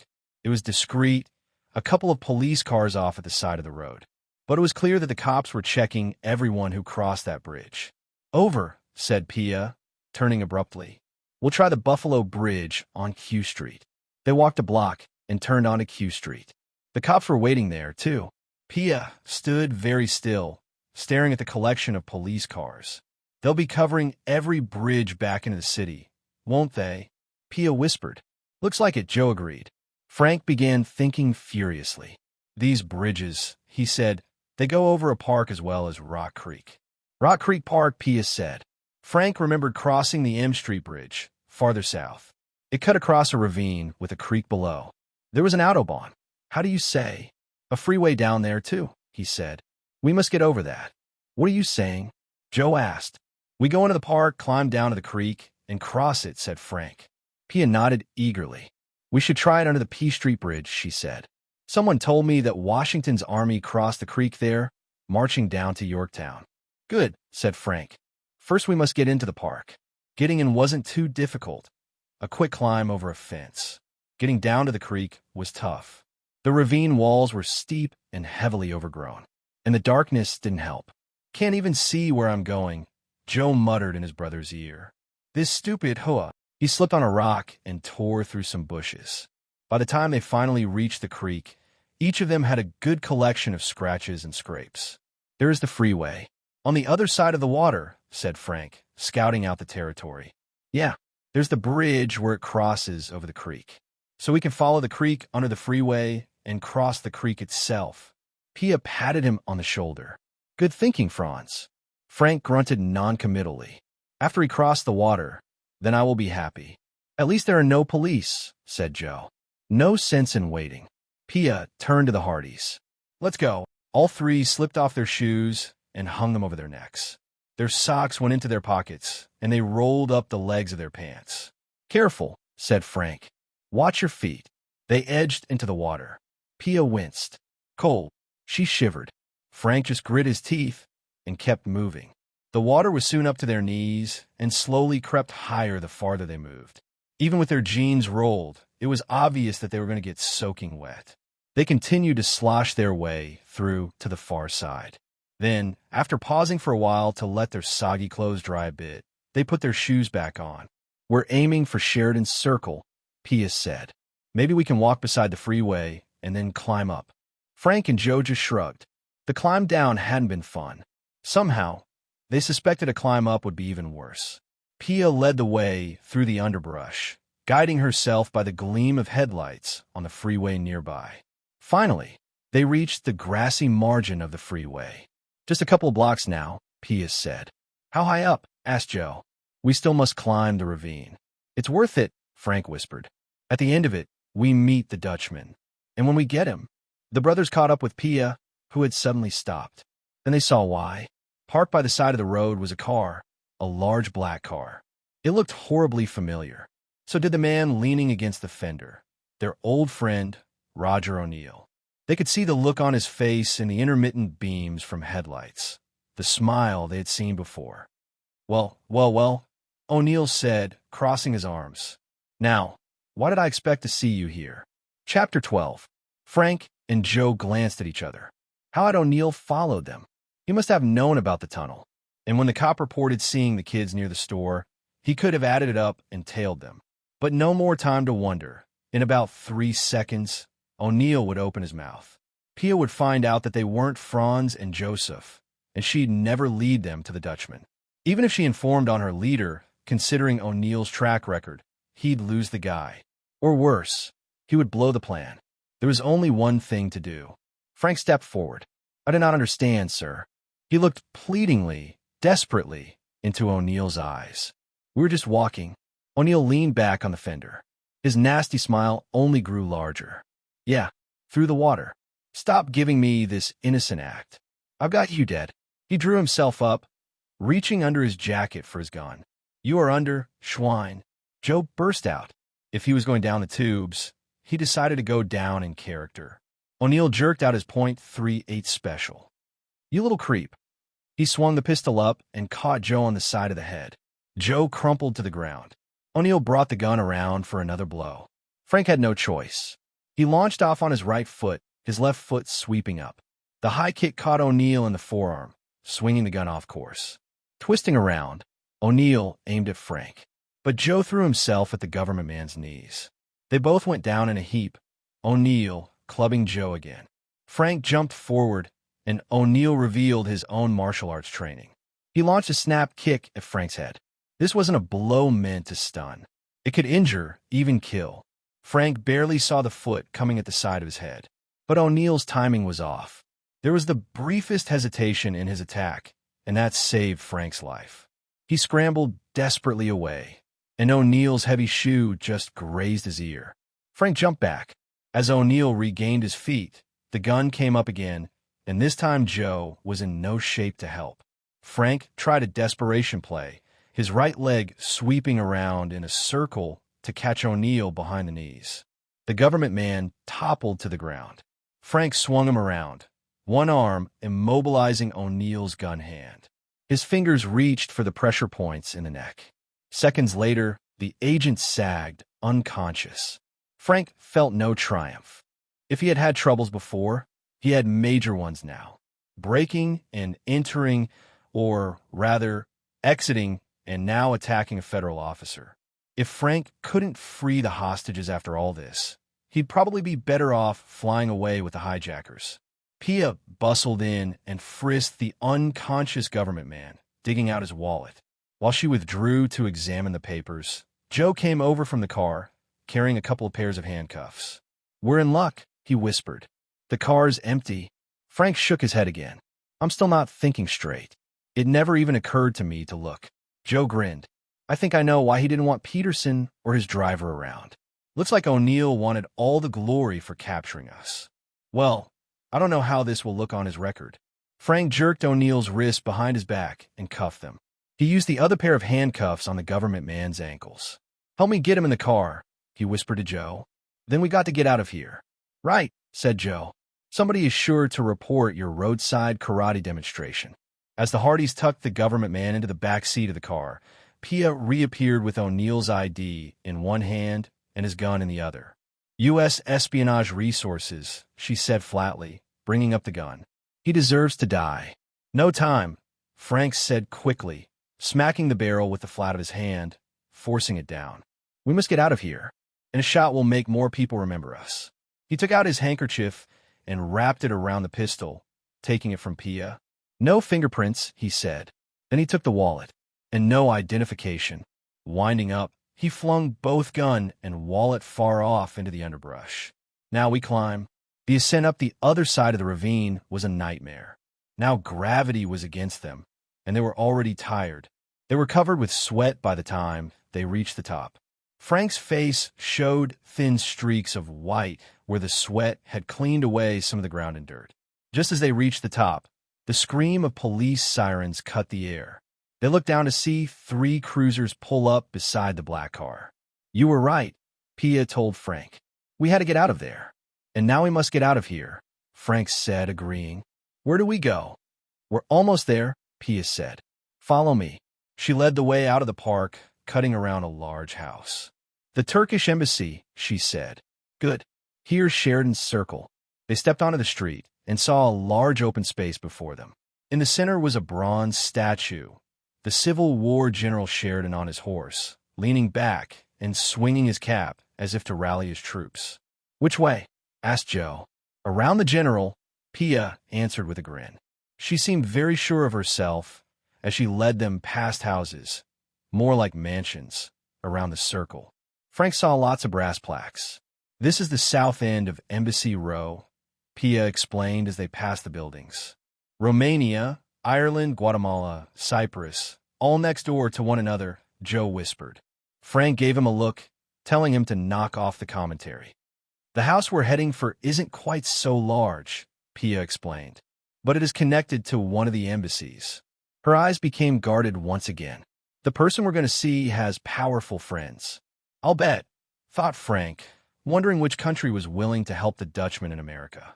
He had no time for other thoughts.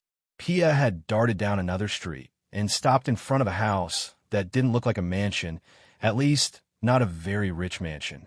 She ran right up to the front door and pressed the bell.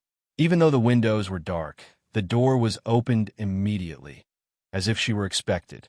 Standing framed in the oversized doorway was a short, pudgy man in a sweater too large for him. His forehead was high, fringed with thinning blonde hair. He had fat round cheeks, like Santa Claus, but they weren't a healthy pink. They were pale, sallow, almost yellowish. He had the look of a man who spent too much time indoors. Quickly, he beckoned them in, then shut the door.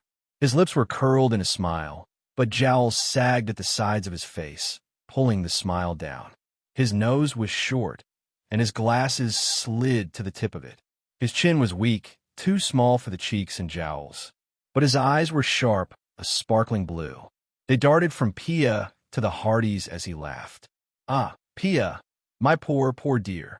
You look as though you've been playing in the mud." He glanced again at Frank and Joe. "And who have you been playing with?" "Franz, Joseph," she said. "Meet Carl." Those sharp eyes took in Frank and Joe again. "Franz? Joseph?" He started speaking to them rapidly in a guttural language. German? Dutch? Frank couldn't tell. Pia touched his sleeve, looking hurt. "I don't understand what you're saying. And didn't we agree? All members of the cause will speak English." "Ah," said Carl. "But I did not know I was speaking to members of the cause." His eyes narrowed behind his heavy lenses. "Which is strange. I thought I knew everyone in the cause."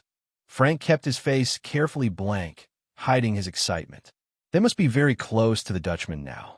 This guy would have to be his special lieutenant. Maybe the guy they were looking for was right in this house. "Lonnie had just recruited them," Pia explained. "Lonnie is under arrest." Carl sounded as if he were having just an ordinary conversation, but both Frank and Joe noticed that his right hand had not left the pocket of his sweater. They knew he had a gun in there. "I know," said Pia. "They came and warned me. Otherwise, I'd have been arrested too." She raised her arms, showing off her bedraggled state. "Why do you think we look like this? We've been on the run." Carl's hand almost came out of his pocket. "You were followed here." His accent became much stronger all of a sudden. Pia shook her head. "We gave him the slip, but we had to wait across Rock Creek. And on the other side, a government agent was waiting. Franz took him out." She smiled and gave Frank an admiring gaze.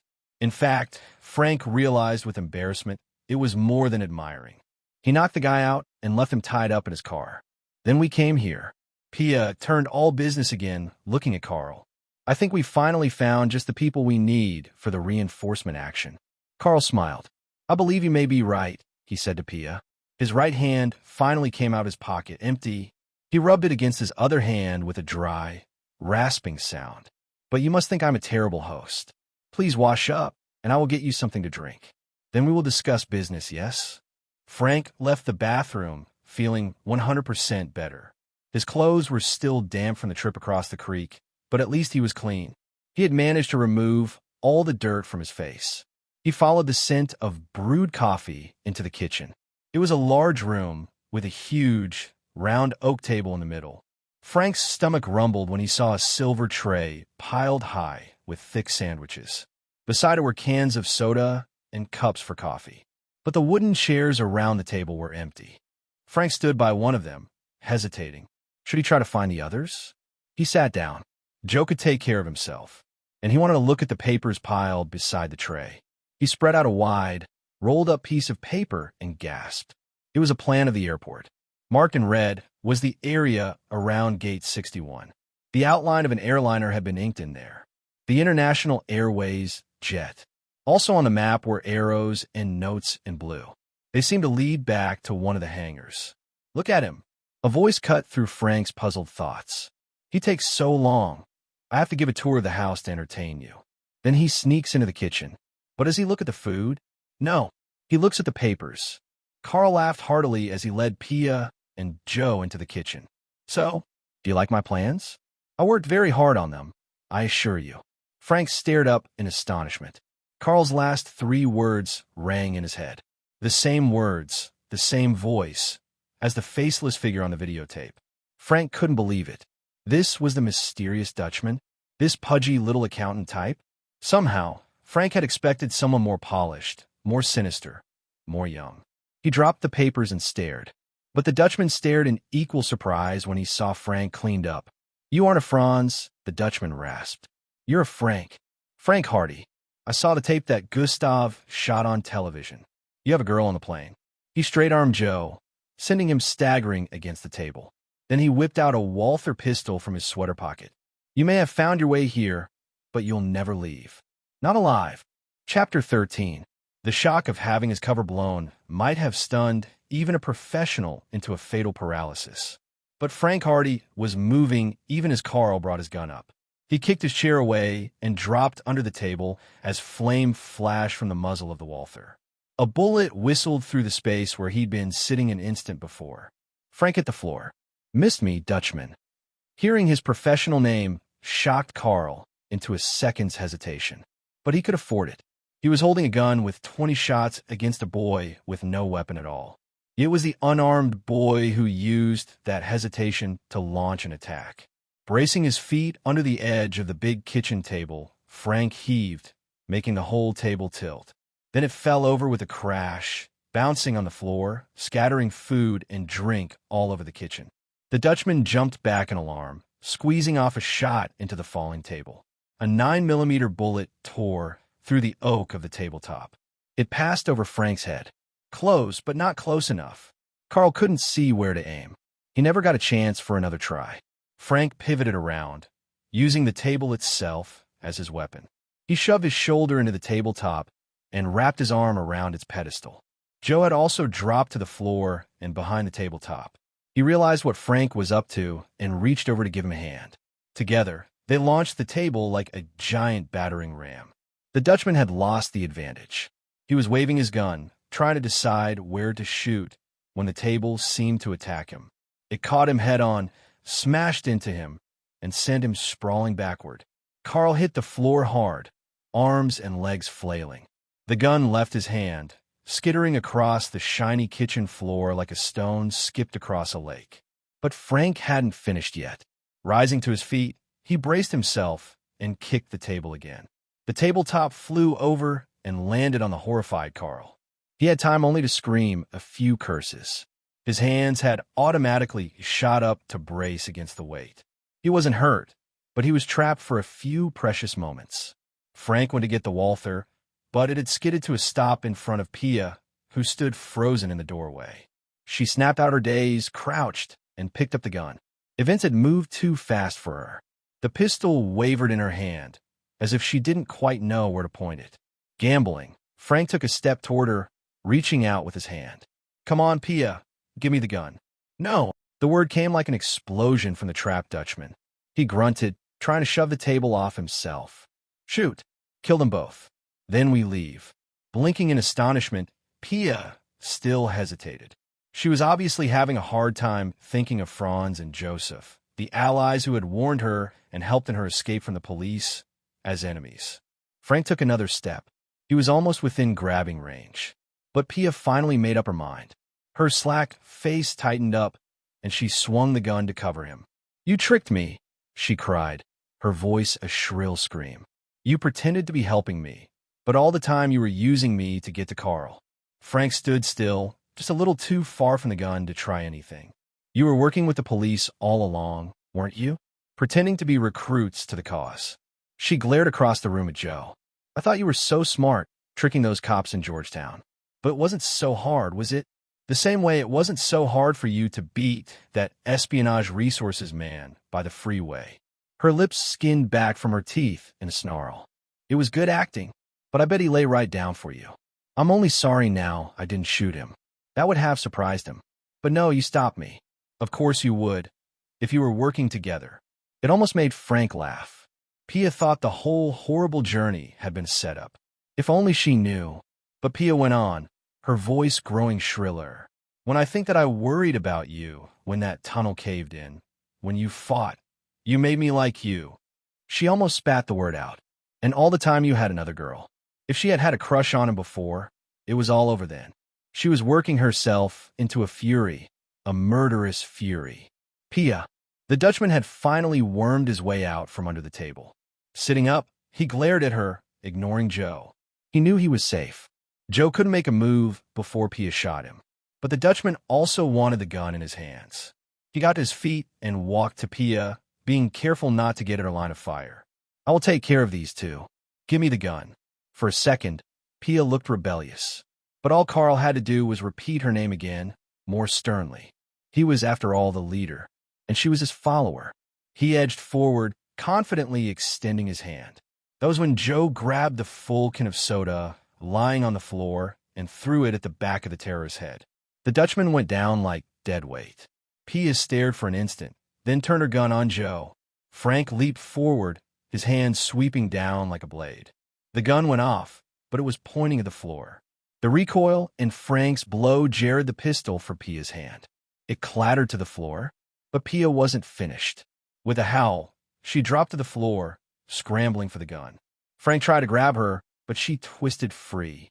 Pia's elbow caught him in the side of the head, not hard enough to knock him out, but enough to slow him down. She stretched desperately, snatching up the gun. Still shaky, Frank jumped on her, pinning the wrist of her gun hand to the floor. She flailed under him, her free hand smacking against him, one knee thumping against his ribs. But Frank wasn't about to be distracted. His fingers were clamping on the pressure points in her neck. She managed one convulsive shudder before she sagged back, unconscious. Frank scooped up the pistol, then stood up. She'll be in dreamland for a few minutes at least. Time enough to find something to tie her up with. How is our friend Carl? He'll wake up with a good-sized bump on the back of his head, but that's about it, said Joe, carefully examining the unconscious terrorist leader. Hard to believe he's the big cheese. Somehow I kept expecting more muscles. Frank shook his head. When you have brains, you don't need muscles. You just recruit young, strong, desperate people to follow your plans. If they go wrong, the recruits die. So what? They're expendable. His fists clenched. Lots of innocent people die, too. The ones who happen to be walking past when a bomb explodes, those trapped on the airplanes that get hijacked. Joe nodded grimly. And if a plan goes well, slugs like Carl step out from the shadows and become heroes of the movement. Whatever the movement happens to be. He looked down at the Dutchman. Well, we got him now. The question is, what do we do with him? Half an hour later, the captives were lying tied up on the living room floor. Joe had robbed the stereo system of wire to bind their wrists and ankles. He had also found some rags to gag them with. Pia came first. They could hear her make faint, muffled noises, almost drowned out by the sound of a transistor radio. Then the Dutchman opened his eyes, glaring at them silently. Frank got up from the couch and turned the radio off. We've been listening to the news. The same reports over and over again. Nothing's changed at the airport. He sat down again, spreading out the papers he had retrieved from the kitchen. The plans hadn't gone through the fight unscathed. There were mayonnaise stains, a big blotch where the coffee had spilled, and a bullet hole in one corner. Joe had been more interested in finding an undamaged sandwich than looking at the plans. Frank had only nibbled on his sandwich as he read. For about the 5th time, Joe got up and checked the street outside. Frank didn't even look up. If anybody had heard shots, the cops would have been here by now. He grinned, rattling the papers. Nobody else is coming to visit. Our friend here left strict orders. No contact while the operation went down. He walked over to the Dutchman, knelt, and loosened his gag. You left that order, didn't you? Even the best plans go wrong. He sounded like a college professor commenting on a disappointing experiment. This changes nothing, you know, he continued in that same calm voice. We've already accomplished our major objective, disrupting the counterterrorism seminar. The ransom would be useful, but it is not important. And the prisoners we wanted freed. He shrugged. They're not really part of our organization. That was merely misdirection. I was much more interested in getting your anti-terrorism experts out of Europe. Too much cooperation between countries would hamper my cause. But if your main target was the seminar, why seize the plane?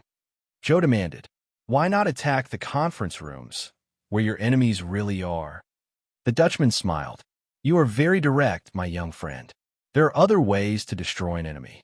Instead of making martyrs of the men at the seminar, I hurt them far worse by making them seem ineffectual under the cameras of your own media. A true victory. Victory, said Joe. You're lying on the floor, tied up. Reinforcements can never reach the plane to relieve the hijackers. And you're acting as if you've won. I have won, the Dutchman said, still calm. My people on the plane will continue to carry out my plan, without reinforcements. Of course, when they don't appear, Lars and Habib will become nervous. I cannot be responsible for their actions in that heightened state. Frank turned away abruptly. The Dutchman laughed. I know that your father is a detective, an ex-policeman. You play by the rules. He made the words sound like a joke. Oh yeah, Joe burst out. You guys don't have to worry about rules. You just kill off anybody who gets in your way. Even if they don't get in your way. What do they say? Kill one, frighten 100 foot. The muscles on his jaw stood out. So, you can't do anything to me, can you? The Dutchman mocked him. If you do, you'll be no better than I. Frank swooped down and silenced him with a gag. Don't push your luck, he warned. I don't know why we're wasting our time listening to this creep, said Joe. We ought to be doing something.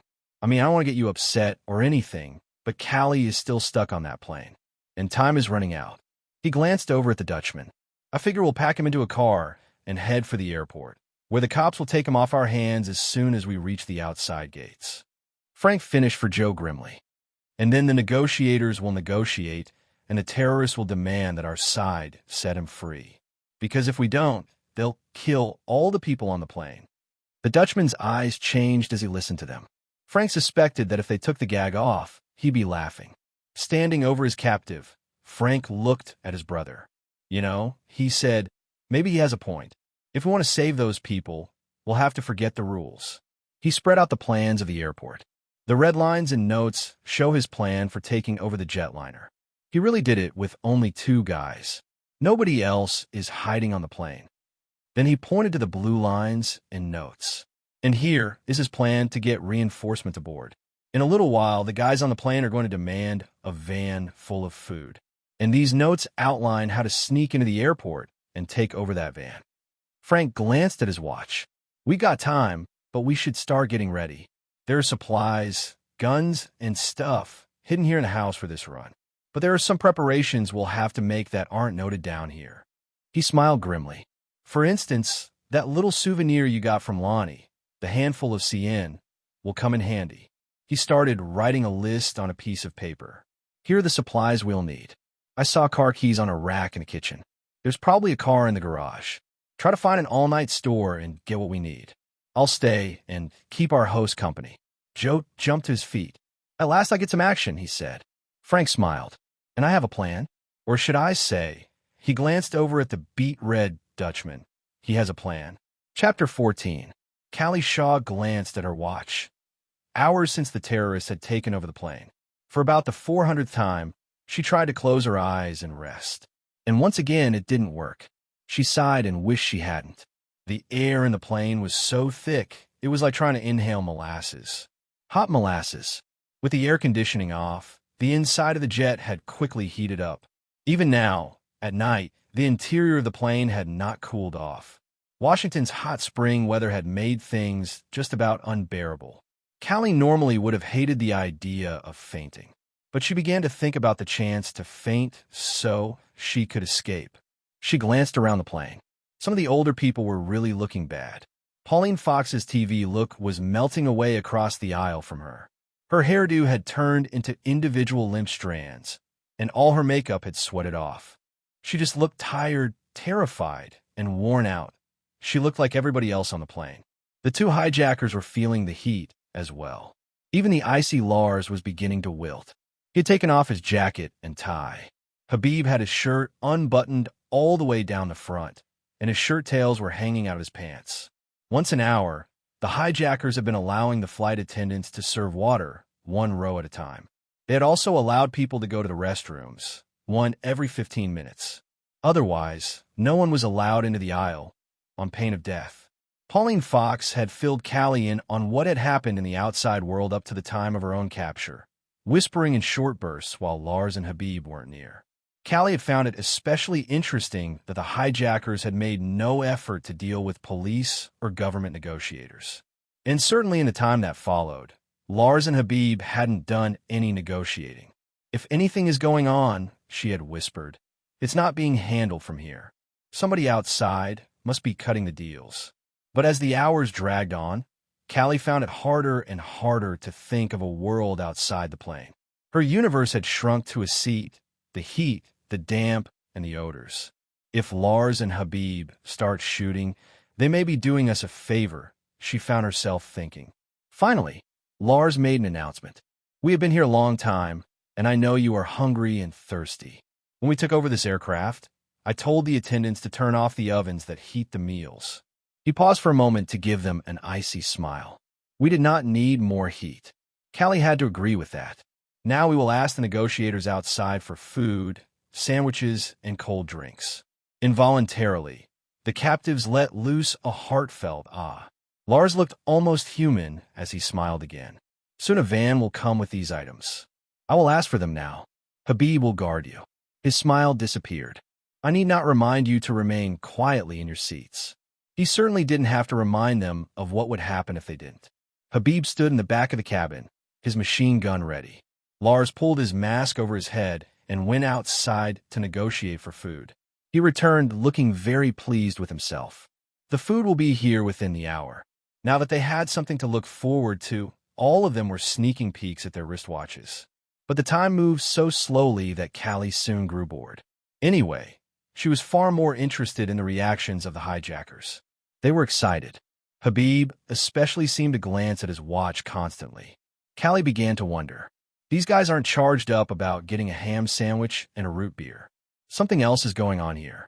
She looked over at Pauline Fox, who had also come alive at her seat. The newswoman was very interested too, but when Callie looked at her and raised her eyebrows, Pauline could only answer with a shrug. As snack time approached, Callie found herself getting more and more nervous. The terrorists were doing something nice for their captives. Why were they acting so out of character? Callie was convinced that whatever would happen, it would probably be bad. Not that she'd be able to do anything about it, though. The hijackers would be able to spread poison on every sandwich, and she wouldn't be able to get up and stop them. Or maybe she would. Dying from a bullet would at least be faster. Then she was rudely shaken from her thoughts by Habib, who was walking down the aisle with a big bag, stopping at every seat. We be nice to you. You help us. Money. Jewelry. You put it all in the bag, please. Please. He walks down the aisle with a bag in one hand and a gun in the other, and he says, please. The man by the window in Callie's row dug out his wallet, pulling out a fat wad of bills. He passed them to the woman next to him, who took bills out of her purse, slipped off a gold ring, and handed the pile to Callie. Reaching into her own pocket, Callie pulled out the money she had brought along. It wasn't much. She had left most of her money with Mr. Hardy. She had planned to hit the shops in Georgetown. That's all, Habib said. Callie nodded. Habib pointed with his gun at the man. You have a gold watch. The man's face turned the color of dough as he quickly stripped the watch off. His hand trembled as he passed it over. Then Habib looked critically at Callie. Nice chain, he said. Callie fingered the silver filigree chain she was wearing. Frank had given it to her when they had started going out. She wore it every day. It had cost Frank good money, but she knew it really wasn't very valuable. For a second, Callie thought of arguing. But she looked at Habib's gun and the bag he was shaking impatiently. She sighed and started to slip it over her head. Growled Habib. He grabbed the chain and yanked it off her throat, breaking it. He shoved it into the bag and went on to the next seat.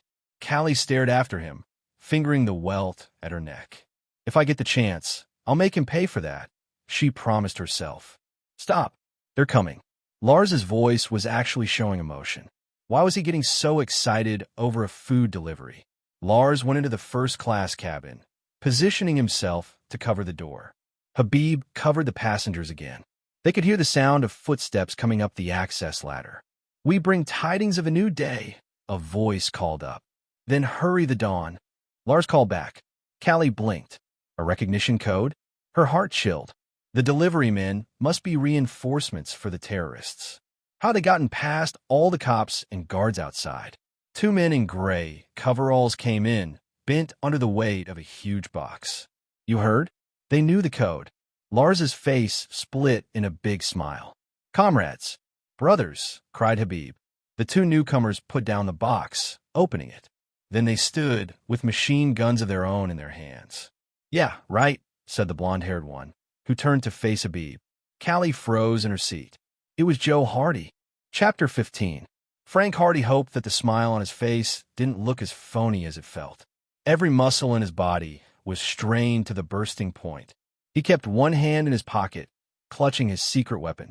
You brought more weapons and ammunition? Asked Lars. Frank nodded to the blonde terrorist. Any food? Asked Habib. Everything, said Frank. We think you'll especially like this. It's a surprise. Joe Hardy stood by the box of supplies and reached deep inside. He hauled up the Dutchman, bound and gagged, with an assembly of electronic equipment strapped to his chest.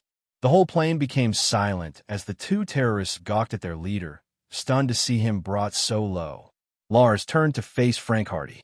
His face was at its most dangerous, totally devoid of emotion. But his eyes glittered with menace, and his fingers were white around the grip of his Uzi. Your government has made a great mistake, he said. Oh, we're not government guys, Frank admitted cheerfully. This is a strictly freelance job. Even more foolish. The muzzle of Lars's gun inched up. Frank didn't move his gun. Instead, he just held out his fist. Barely visible was a small remote control device, about the size of a disposable cigarette lighter. Frank's thumb was over a small stud at the top. I hear you guys know all about bombs, he said. So I guess you'll know a detonator when you see one. But maybe you haven't looked at your boss too carefully. You ought to check out the jewelry he's wearing. Lars and Frank locked eyes. Do it, Frank suggested. Before you do something stupid. Silently, Lars walked over to the Dutchman. The head terrorist had been bound so that he had absolutely no freedom of movement. Each of his wrists was securely bound to one of his thighs. Strapped to his chest was a mass of electronics hardware. Wires led up to his mouth. Dribbling from his lips was just the faintest trace of grayish-yellow plasticine. Lars's eyes went wide. You do recognize it, don't you? Frank asked. Yes, it's CN. Used to belong to your friend Lonnie. He showed us his getaway bomb before we took him down. We saved a little bit, though. Enough, say, to blow a man's head off. Frank and Lars locked gazes again, both their faces grim. Don't kid yourself, Frank said softly. If I have to, I'll push the button.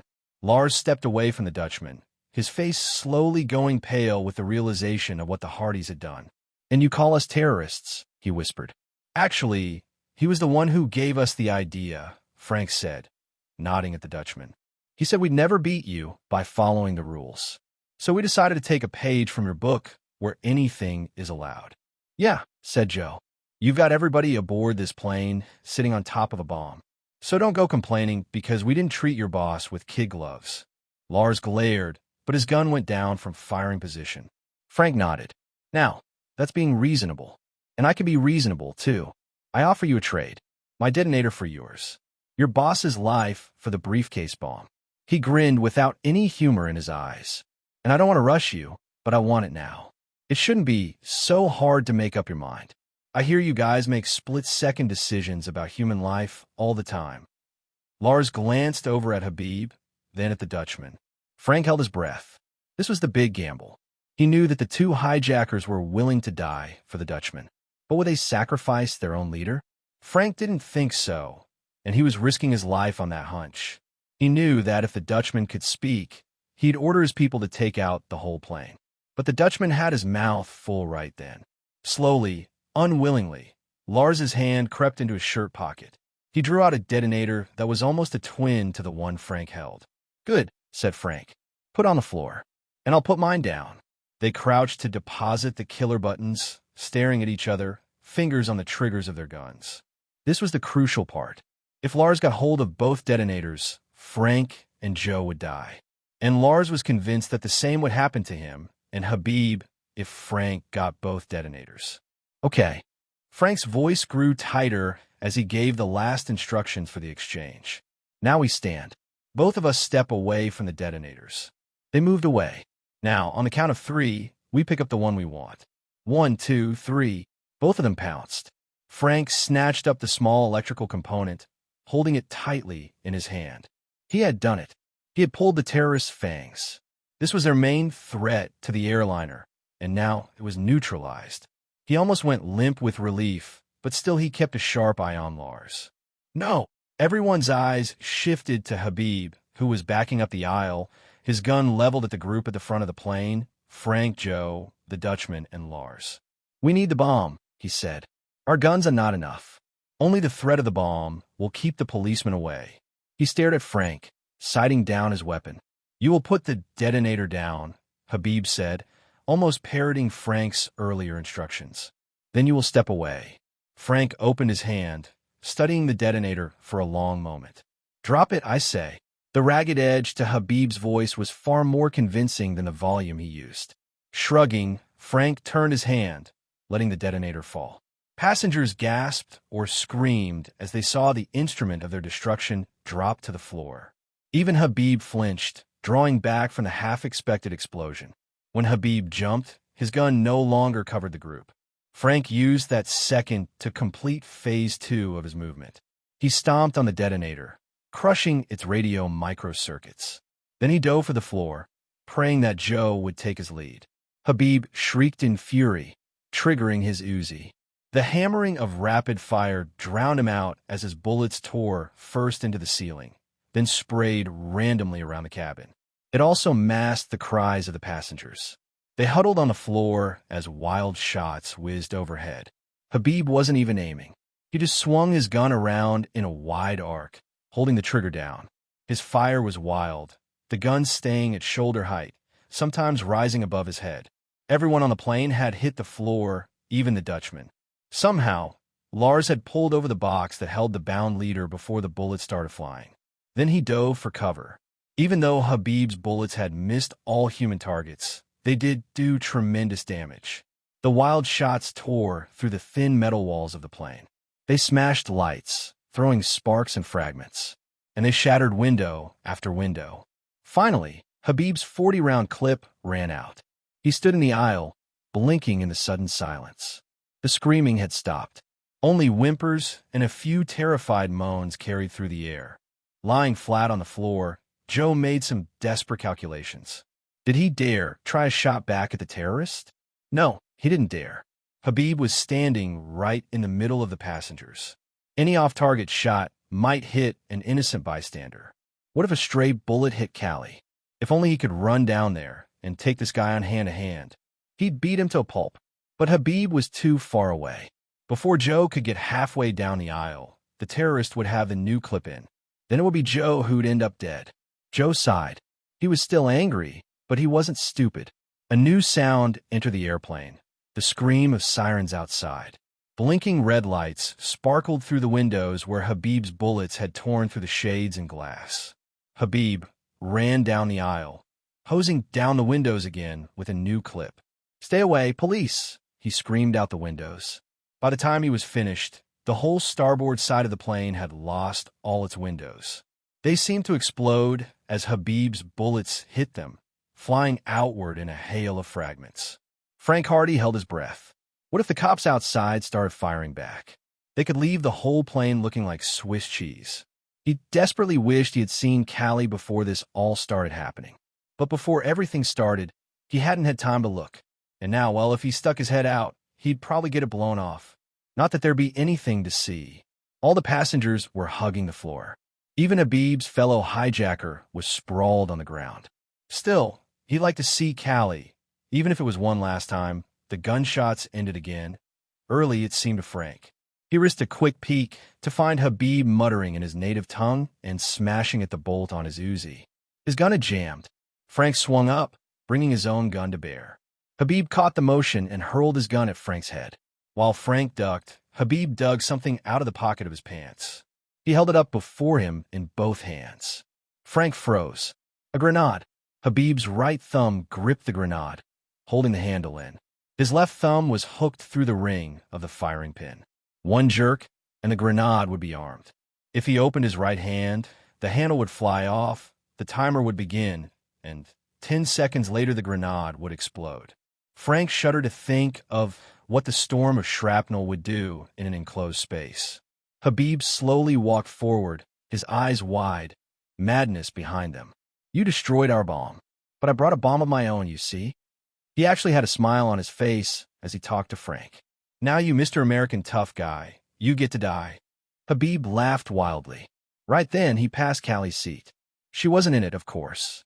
Like everyone aboard the plane, she was crouched on the floor. And because she was a weak, non-threatening woman, she was on the aisle. From her vantage point, she couldn't see what Habib had in his hand. All she knew was that Habib had a weapon and that he was threatening Frank. So, as Habib came past, she did the only thing she could think of. She tripped Habib. His hands thrust out wildly as he lost his balance. The pin tore loose from the grenade and went flying. Habib managed to keep his grip on the grenade as he toppled forward, his eyes wide with terror. Frank dashed forward as Habib hit the floor. The grenade was armed and trapped under the terrorist's body. Chapter 16. Habib lay motionless on the floor. He didn't even tremble. He was paralyzed with terror. Frank Hardy was the only one who moved. He sprinted down the aisle of the airplane, dropping to his knees and skidding the last few feet. Before he had even stopped, he was flipping Habib over. Frank took a long, deep breath of relief when he saw Habib's hand still tightly clenched around the grenade. Okay, he said, reaching out his hand. Just loosen up a bit. Give me that thing. It was as though Habib hadn't even heard. He didn't move. He just lay where he was, glassy-eyed. Frank took Habib's fist. The fingers wouldn't budge. He could break the grip if he broke the hand, but that wouldn't help much. If the handle got loose, the bomb would be armed and ready to blast in seconds. And even if he got the grenade with the handle still down, what would he do with it? Frank looked at the shape in Habib's hand. How were to think that this small object, hardly larger than a baseball, could destroy the whole plane? Yet with the pin in, it was completely harmless. That made up Frank's mind. The first thing to do was find the firing pin. With that back in, he could take the grenade from Habib. Apparently, Habib realized what Frank was doing. That was when he came out of his funk. He gave Frank the grenade, right in the head, still clutched in his right fist. It was a glancing blow, but hard enough to stun. Frank reeled back, trying to blink away the jagged bolts of lightning that flashed before his eyes. Habib would be coming at him, trying to catch him while he was helpless. The light show cleared enough to reveal a shadowy figure leaping at Frank, his arm raised for another blow. If he stayed where he was, Habib would probably nail him permanently. In desperation, Frank threw himself forward at the figure. They crashed into each other in the middle of the aisle, both on their knees now. Frank tried for a tackle to knock Habib down. He failed. Habib shoved him back, trying to butt Frank. His forehead crashed into Frank's shoulder. They grappled together, Habib still flailing his right arm, trying to slug Frank with the grenade again. Frank found himself fighting at a tremendous disadvantage. Habib had a wonderful weapon for trying to brain him. But even if Frank managed to disarm Habib, the live grenade would kill everyone on the plane. They swayed back and forth in the aisle, lurching around as they tried to throw each other off balance. Then Habib sent them both crashing into one of the seats. Frank hit an armrest and lost his hold. Habib leaned back for a final blow, triumph on his face. But that look soon turned to one of total shock and surprise. He made a horrible, choking noise. Kneeling behind Habib, her face white and serious, was Callie. In her hands was the leather belt she had been wearing. But now Habib was wearing it, around his neck. He tried hard to turn around, but Callie had a knee in his back. She tightened the belt, and instinctively both of Habib's hands went to his throat. The grenade fell to the floor and bounced. The handle flew off. It was armed. Frank darted forward, scooping up the bomb. It was no longer a question of putting the pin back in. There was just one crying need to get the grenade off the plane. The seconds were ticking away. Frank rose to his feet, hurling the grenade out the nearest broken window. He didn't even have time to see what, or who, was out there. "Watch out! Grenade!" he yelled, hoping the cops would be keeping pretty far away. They must have been pretty confused by then about what was happening on board the jetliner. The blast from outside was far away, but it still shook the plane. Frank paid no attention. He still had a job to take care of. Pivoting around, he threw a karate blow at Habib. He was just in time. The hijacker had managed to squirm around to grab at Callie. The blow landed with devastating force. Frank was through playing around with this guy, especially since his metallic hot potato was gone. The blow tore Habib away from Callie. The terrorist Caromed into one of the seats, then bounced off to hit the floor. Frank dropped to his knees to pick Habib up. As he fell, a new volley of bullets flew over his head. Frank turned to see Lars whipping his Uzi around one-handed as Joe dropped to the floor for cover. With his free hand, the terrorist dragged the bound figure of the Dutchman, and they retreated into the first-class cabin. Once again, everyone hugged the floor until the two terrorists were out of sight. But Frank was busy even as the bullets flew. He threw a chokehold on Habib. This one wasn't getting away. The hijacker thrashed for a few seconds, but as the shooting stopped, his body dropped like a deflated balloon. The Hardys may have lost two of the bad guys, but the third was definitely out of the game. Joe stood up, his face twisted in a scowl. Real cute. He fired low enough to keep me from interfering with him and just high enough to reward me for being a good boy. Frank nodded. He knew that if Joe had tried to stop Lars, the terrorist would have aimed low, killing Joe and probably maiming dozens of innocent passengers. "At least we've got them now," Joe said. "They're trapped in the nose of the plane. They know that if they try coming back here again, they'll be walking into our guns. If they try to get off the plane, well, that's what all those cops outside are waiting for." Frank nodded. "They've got big problems. This plane is going nowhere, and they're about to lose their hostages." A babble of noise erupted from the crowd of passengers. "What do you mean?" A woman's voice cut across the noise.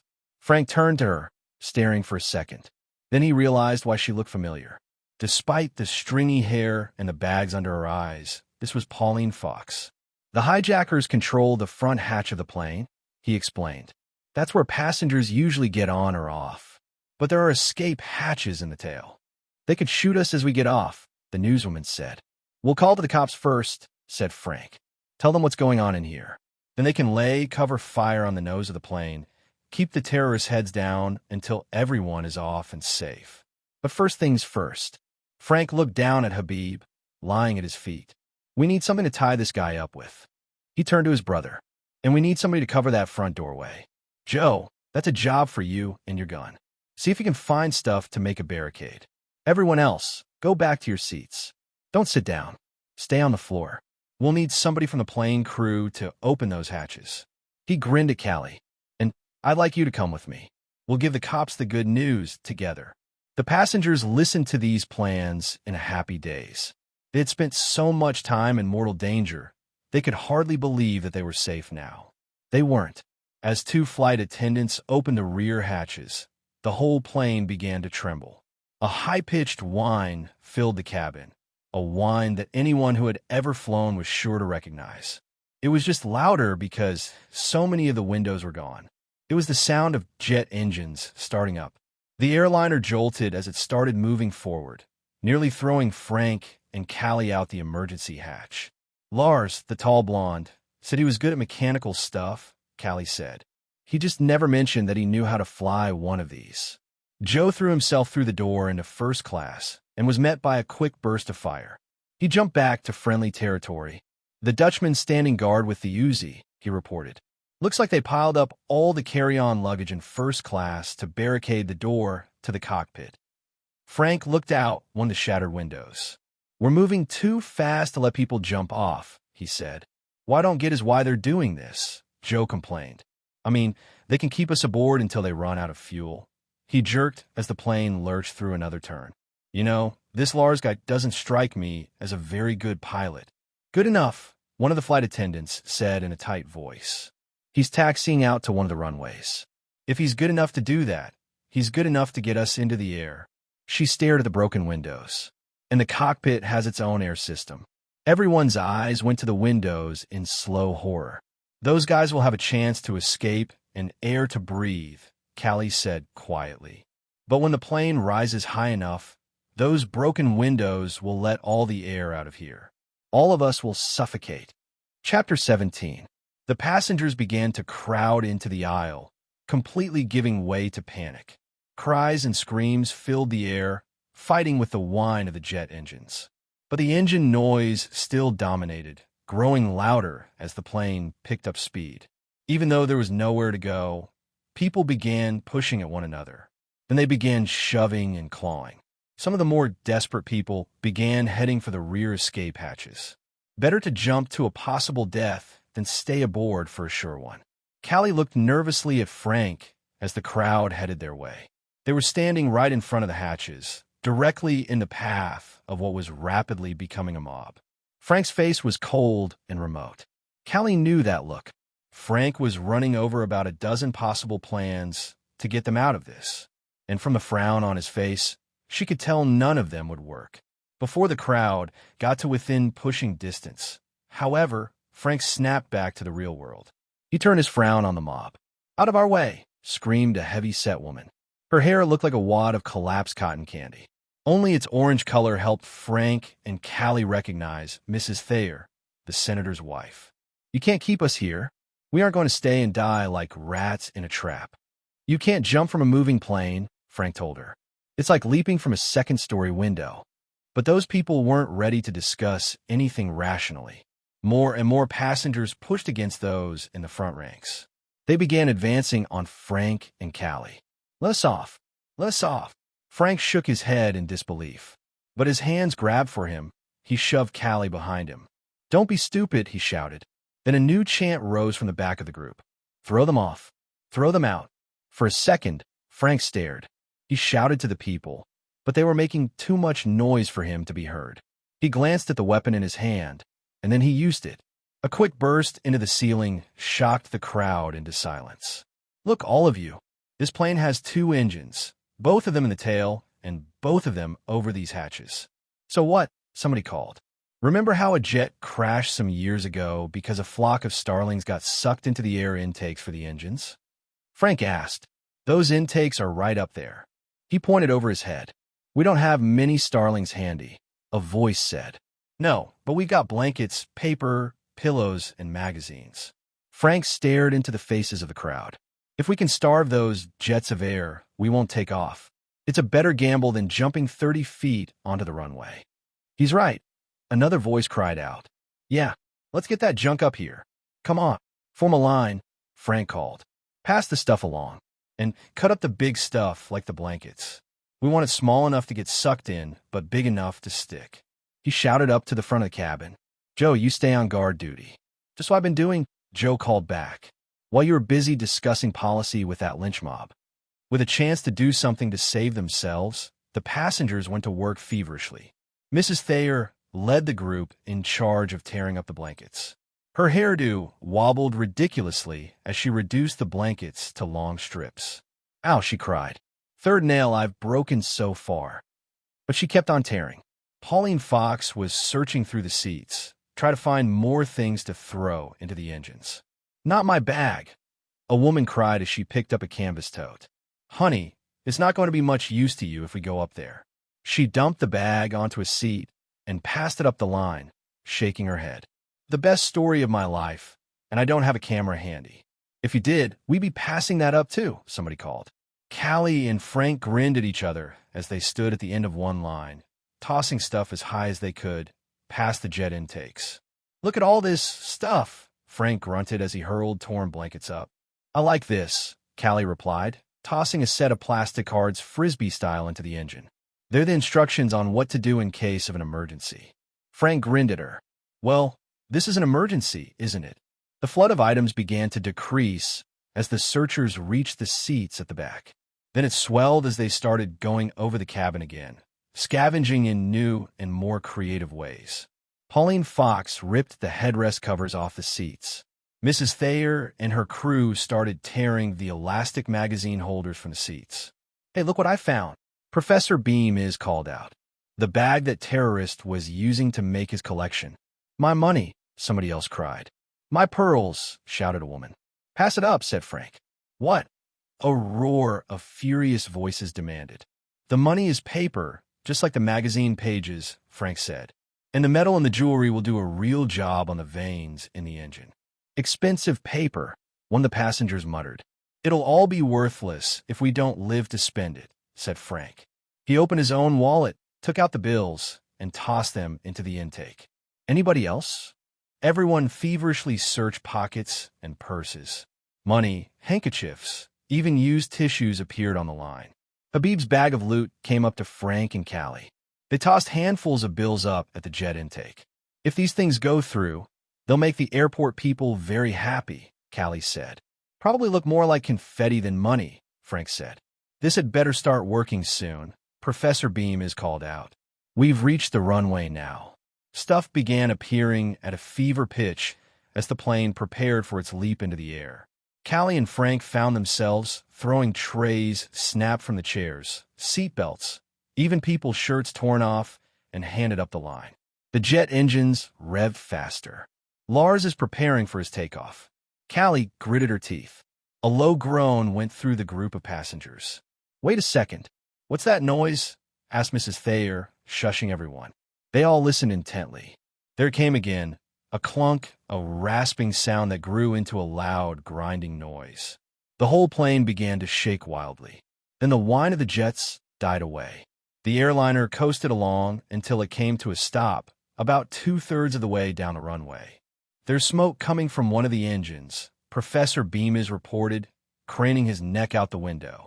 And the most unbelievable trail of garbage you ever saw stretched out behind us. The passengers whistled and cheered. From a distance came the sound of sirens as police cars raced to barricade the runway. The airport's fire engines and crash trucks came roaring up, too. They gave it their best shot, but we beat them, Callie said. We've won. Not so fast. A voice called from the first-class area. It was the Dutchman. I have something you should see.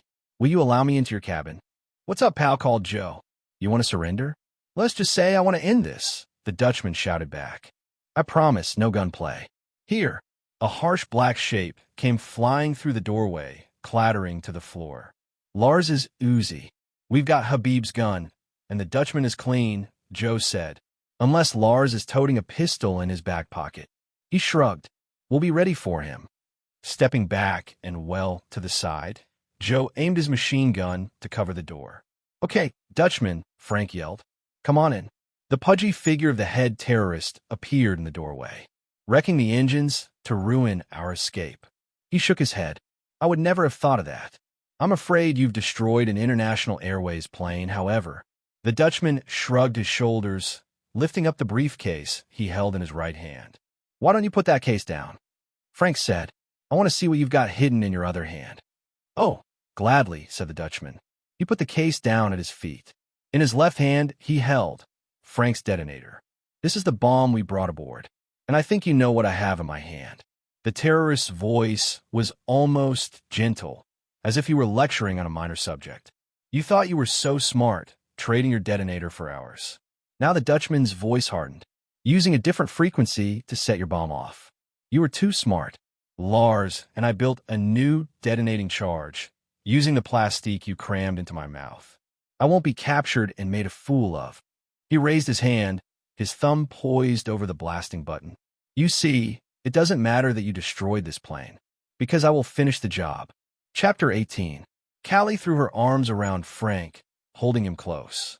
They were just too far away to do anything. Joe Hardy threw away his gun and hurled himself at the Dutchman. "Fool!" sneered the terrorist.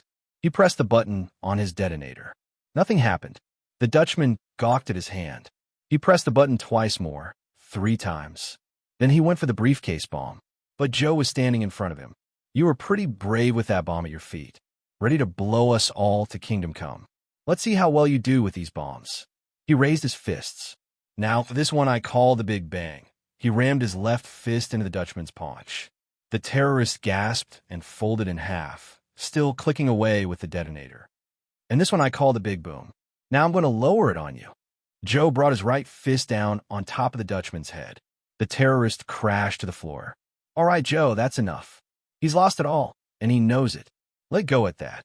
Frank came down the aisle to join his younger brother. Said Joe.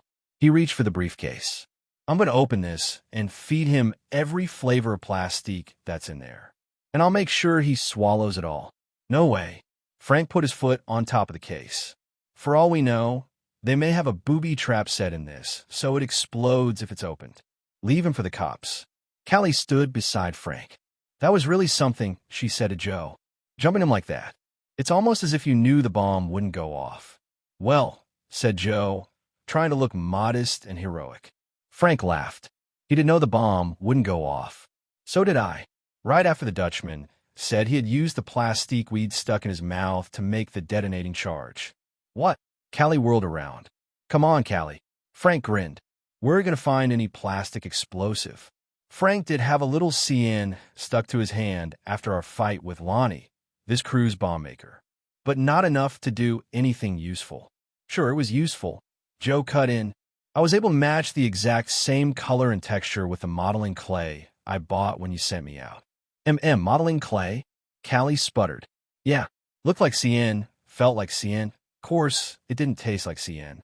But then, I guess our friend here never tried nibbling on any of his bombs." Callie was still in shock. "You mean you had him thinking it was a bomb, and all along it was modeling clay in his mouth?" "You got it." Frank's eyes twinkled as he grinned. The Dutchman made a strangling sound down on the floor. "Sounds like he's still got it," said Joe. "Maybe he's got some caught on his tonsils." He went over and picked up his gun. "And now, if you'll excuse me, I have to go to visit our friend Lars."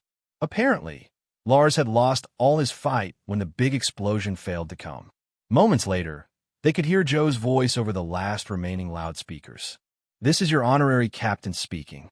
The last terrorist has surrendered, and I've just spoken with the police. They're moving a set of passenger stairs up to the front hatch. Why don't you start lining up to get off this crate?" He laughed. "At least there won't be much in the way of luggage." The passengers burst into excited chatter at the thought of finally escaping from the plane. Mrs. Thayer started trying to pat her hair into order. Pauline Fox stopped beside Callie and Frank. "I want to thank you, kids. First, for saving my life. And second, for giving me the story of my career. Wait till I catch up with my camera crew. If this doesn't win me an award," she shook their hands and joined the line. As the passengers started filing forward, several stopped to thank the kids. "I don't even know your names, and you saved us all," one woman said. "We all worked together to save ourselves. If you hadn't helped stop those engines." Frank smiled and shook his head. "Well, won't you at least go out ahead of us?" another passenger asked. Again, Frank shook his head. "I think the cops might get nervous if they saw anybody coming out of the plane with a machine gun. Besides, we still have these goons to guard. We'll take care of them," a voice from behind him said. Frank turned around to find Roger O'Neill clambering through the escape hatch. "We set up a ladder back here," the government man explained. He moved a little stiffly, as if he had a bad set of bruises. A crew of policemen followed O'Neill, and after them came Fenton Hardy, with a look of fury on his face. "Uh-oh," Frank heard Joe whisper as he came to turn Lars over to the cops. "We're in trouble now." Fenton Hardy crossed his arms across his chest, glaring at his sons. "It's not enough that you run off like a pair of vigilantes when my back is turned. But then, after I specifically ordered you, they did save us, Mr. Hardy, Callie said, cutting in desperately. They saved everybody on the plane. I can understand your gratitude to these two, Fenton Hardy said to her. What I can't understand is how they expected. Actually, Fenton, if you're going to blame anyone, it should be me. Agent O'Neill looked as if saying those words hurt him even more than his bruises. I recruited them after we left the hole in the wall. Because so many of the NWO terrorists were young people, I thought they might be able to infiltrate the group. Everything they did, everything was under my orders. Frank and Joe stared at the espionage resources agent. Why was he lying to get them off the hook? Frank had been expecting O'Neill to have them thrown in jail. Then the answer appeared from the crowd of cops behind O'Neill. A man in an airport security guard's uniform turned around. He was an ordinary sort, the kind of guy who disappears in a crowd. But this guy winked at the Hardys. It was the gray man Frank, and Joe immediately got the message. A little more interagency politics, a deal cut between espionage resources and the network. And although espionage resources might get the credit on TV, the Hardys suspected that the people who counted would know that network agents had really gotten the job done. Actually, Frank said to O'Neill, I hope you can keep our names out of this. We worked under your orders, so you should really be the hero. Oh, said O'Neill. Well, I suppose we can arrange something like that. He began to smile. I will need a final report, though, before we go public with the story of the rescue. Sure, said Frank. And there's one other person to be picked up. He gave the address of the house near Sheridan Circle. There's a girl tied up in the living room, Olympia Morrison. She was our contact to the Dutchman. Good. Fine. Where's our press officer? O'Neill asked. I guess I owe you boys an apology, Fenton Hardy said. Your actions are much more understandable now that I know you were working with Agent O'Neill. He glared at the government man. You might have told me. Sorry, Fenton, said O'Neill, lying desperately. It was on a need-to-know basis only. You might have tried to get involved. We couldn't risk it. Well, said Fenton Hardy, I want you boys to promise me one thing. You won't do any more work for these people. Okay, Dad, the Hardys promised. We won't do any work for espionage resources. The gray man smiled and disappeared into the crowd. Now, what's all this about a girl? Callie wanted to know. Oh, it was terrible, Callie, Joe said. We both tried to romance this girl to find out where the secret headquarters was. And he hung his head. I struck out. She wanted nothing to do with me. She wanted a dashing man of action, like Frank here. Oh yeah. Callie's hands were on her hips. It's not the way it sounds, Frank said, beginning to explain. Really, said Callie. I told you, Joe said with a grin. You should have stuck with Pia and quit while you were ahead. He quickly retreated as Callie glared at him. Frank and Callie stood staring at each other in the now empty plane. You know, Callie finally said, sometimes you could be a real jerk. There was nothing going on with Pia, Frank said. She went up trying to shoot me, twice. I know that, Callie said. I was wondering how long you were going to wait before you kissed me. Frank didn't need a second invitation. Moments later, they headed out of the plane together, laughing. Remind me to rescue you more often, Frank said. Don't hold your breath, Callie retorted. After this adventure, I just want a good long rest. The seminar will be over soon, Frank said. Then we'll hop a plane home. No way. Callie cut him off. You can come along with me if you want, but I'm telling you right now, I'm going home by bus. Frank shrugged. Okay, Greyhound, here we come. But if somebody wants to take the bus to Havana, the end. Thank you for listening to this audiobook. We hope you enjoyed the story. Your feedback is invaluable in helping us improve the quality of our audiobooks. We appreciate your support and look forward to bringing you more stories in the future. If you have any audiobooks you would like us to make, please comment on this video. If you enjoyed this audiobook and want to support more projects like this, please consider becoming a Patreon member. Patrons receive special access to exclusive audiobooks, early access to new releases, and the ability to listen to the MP3 audiobook versions. You can find the link to our Patreon page in the description below. Until next time, happy listening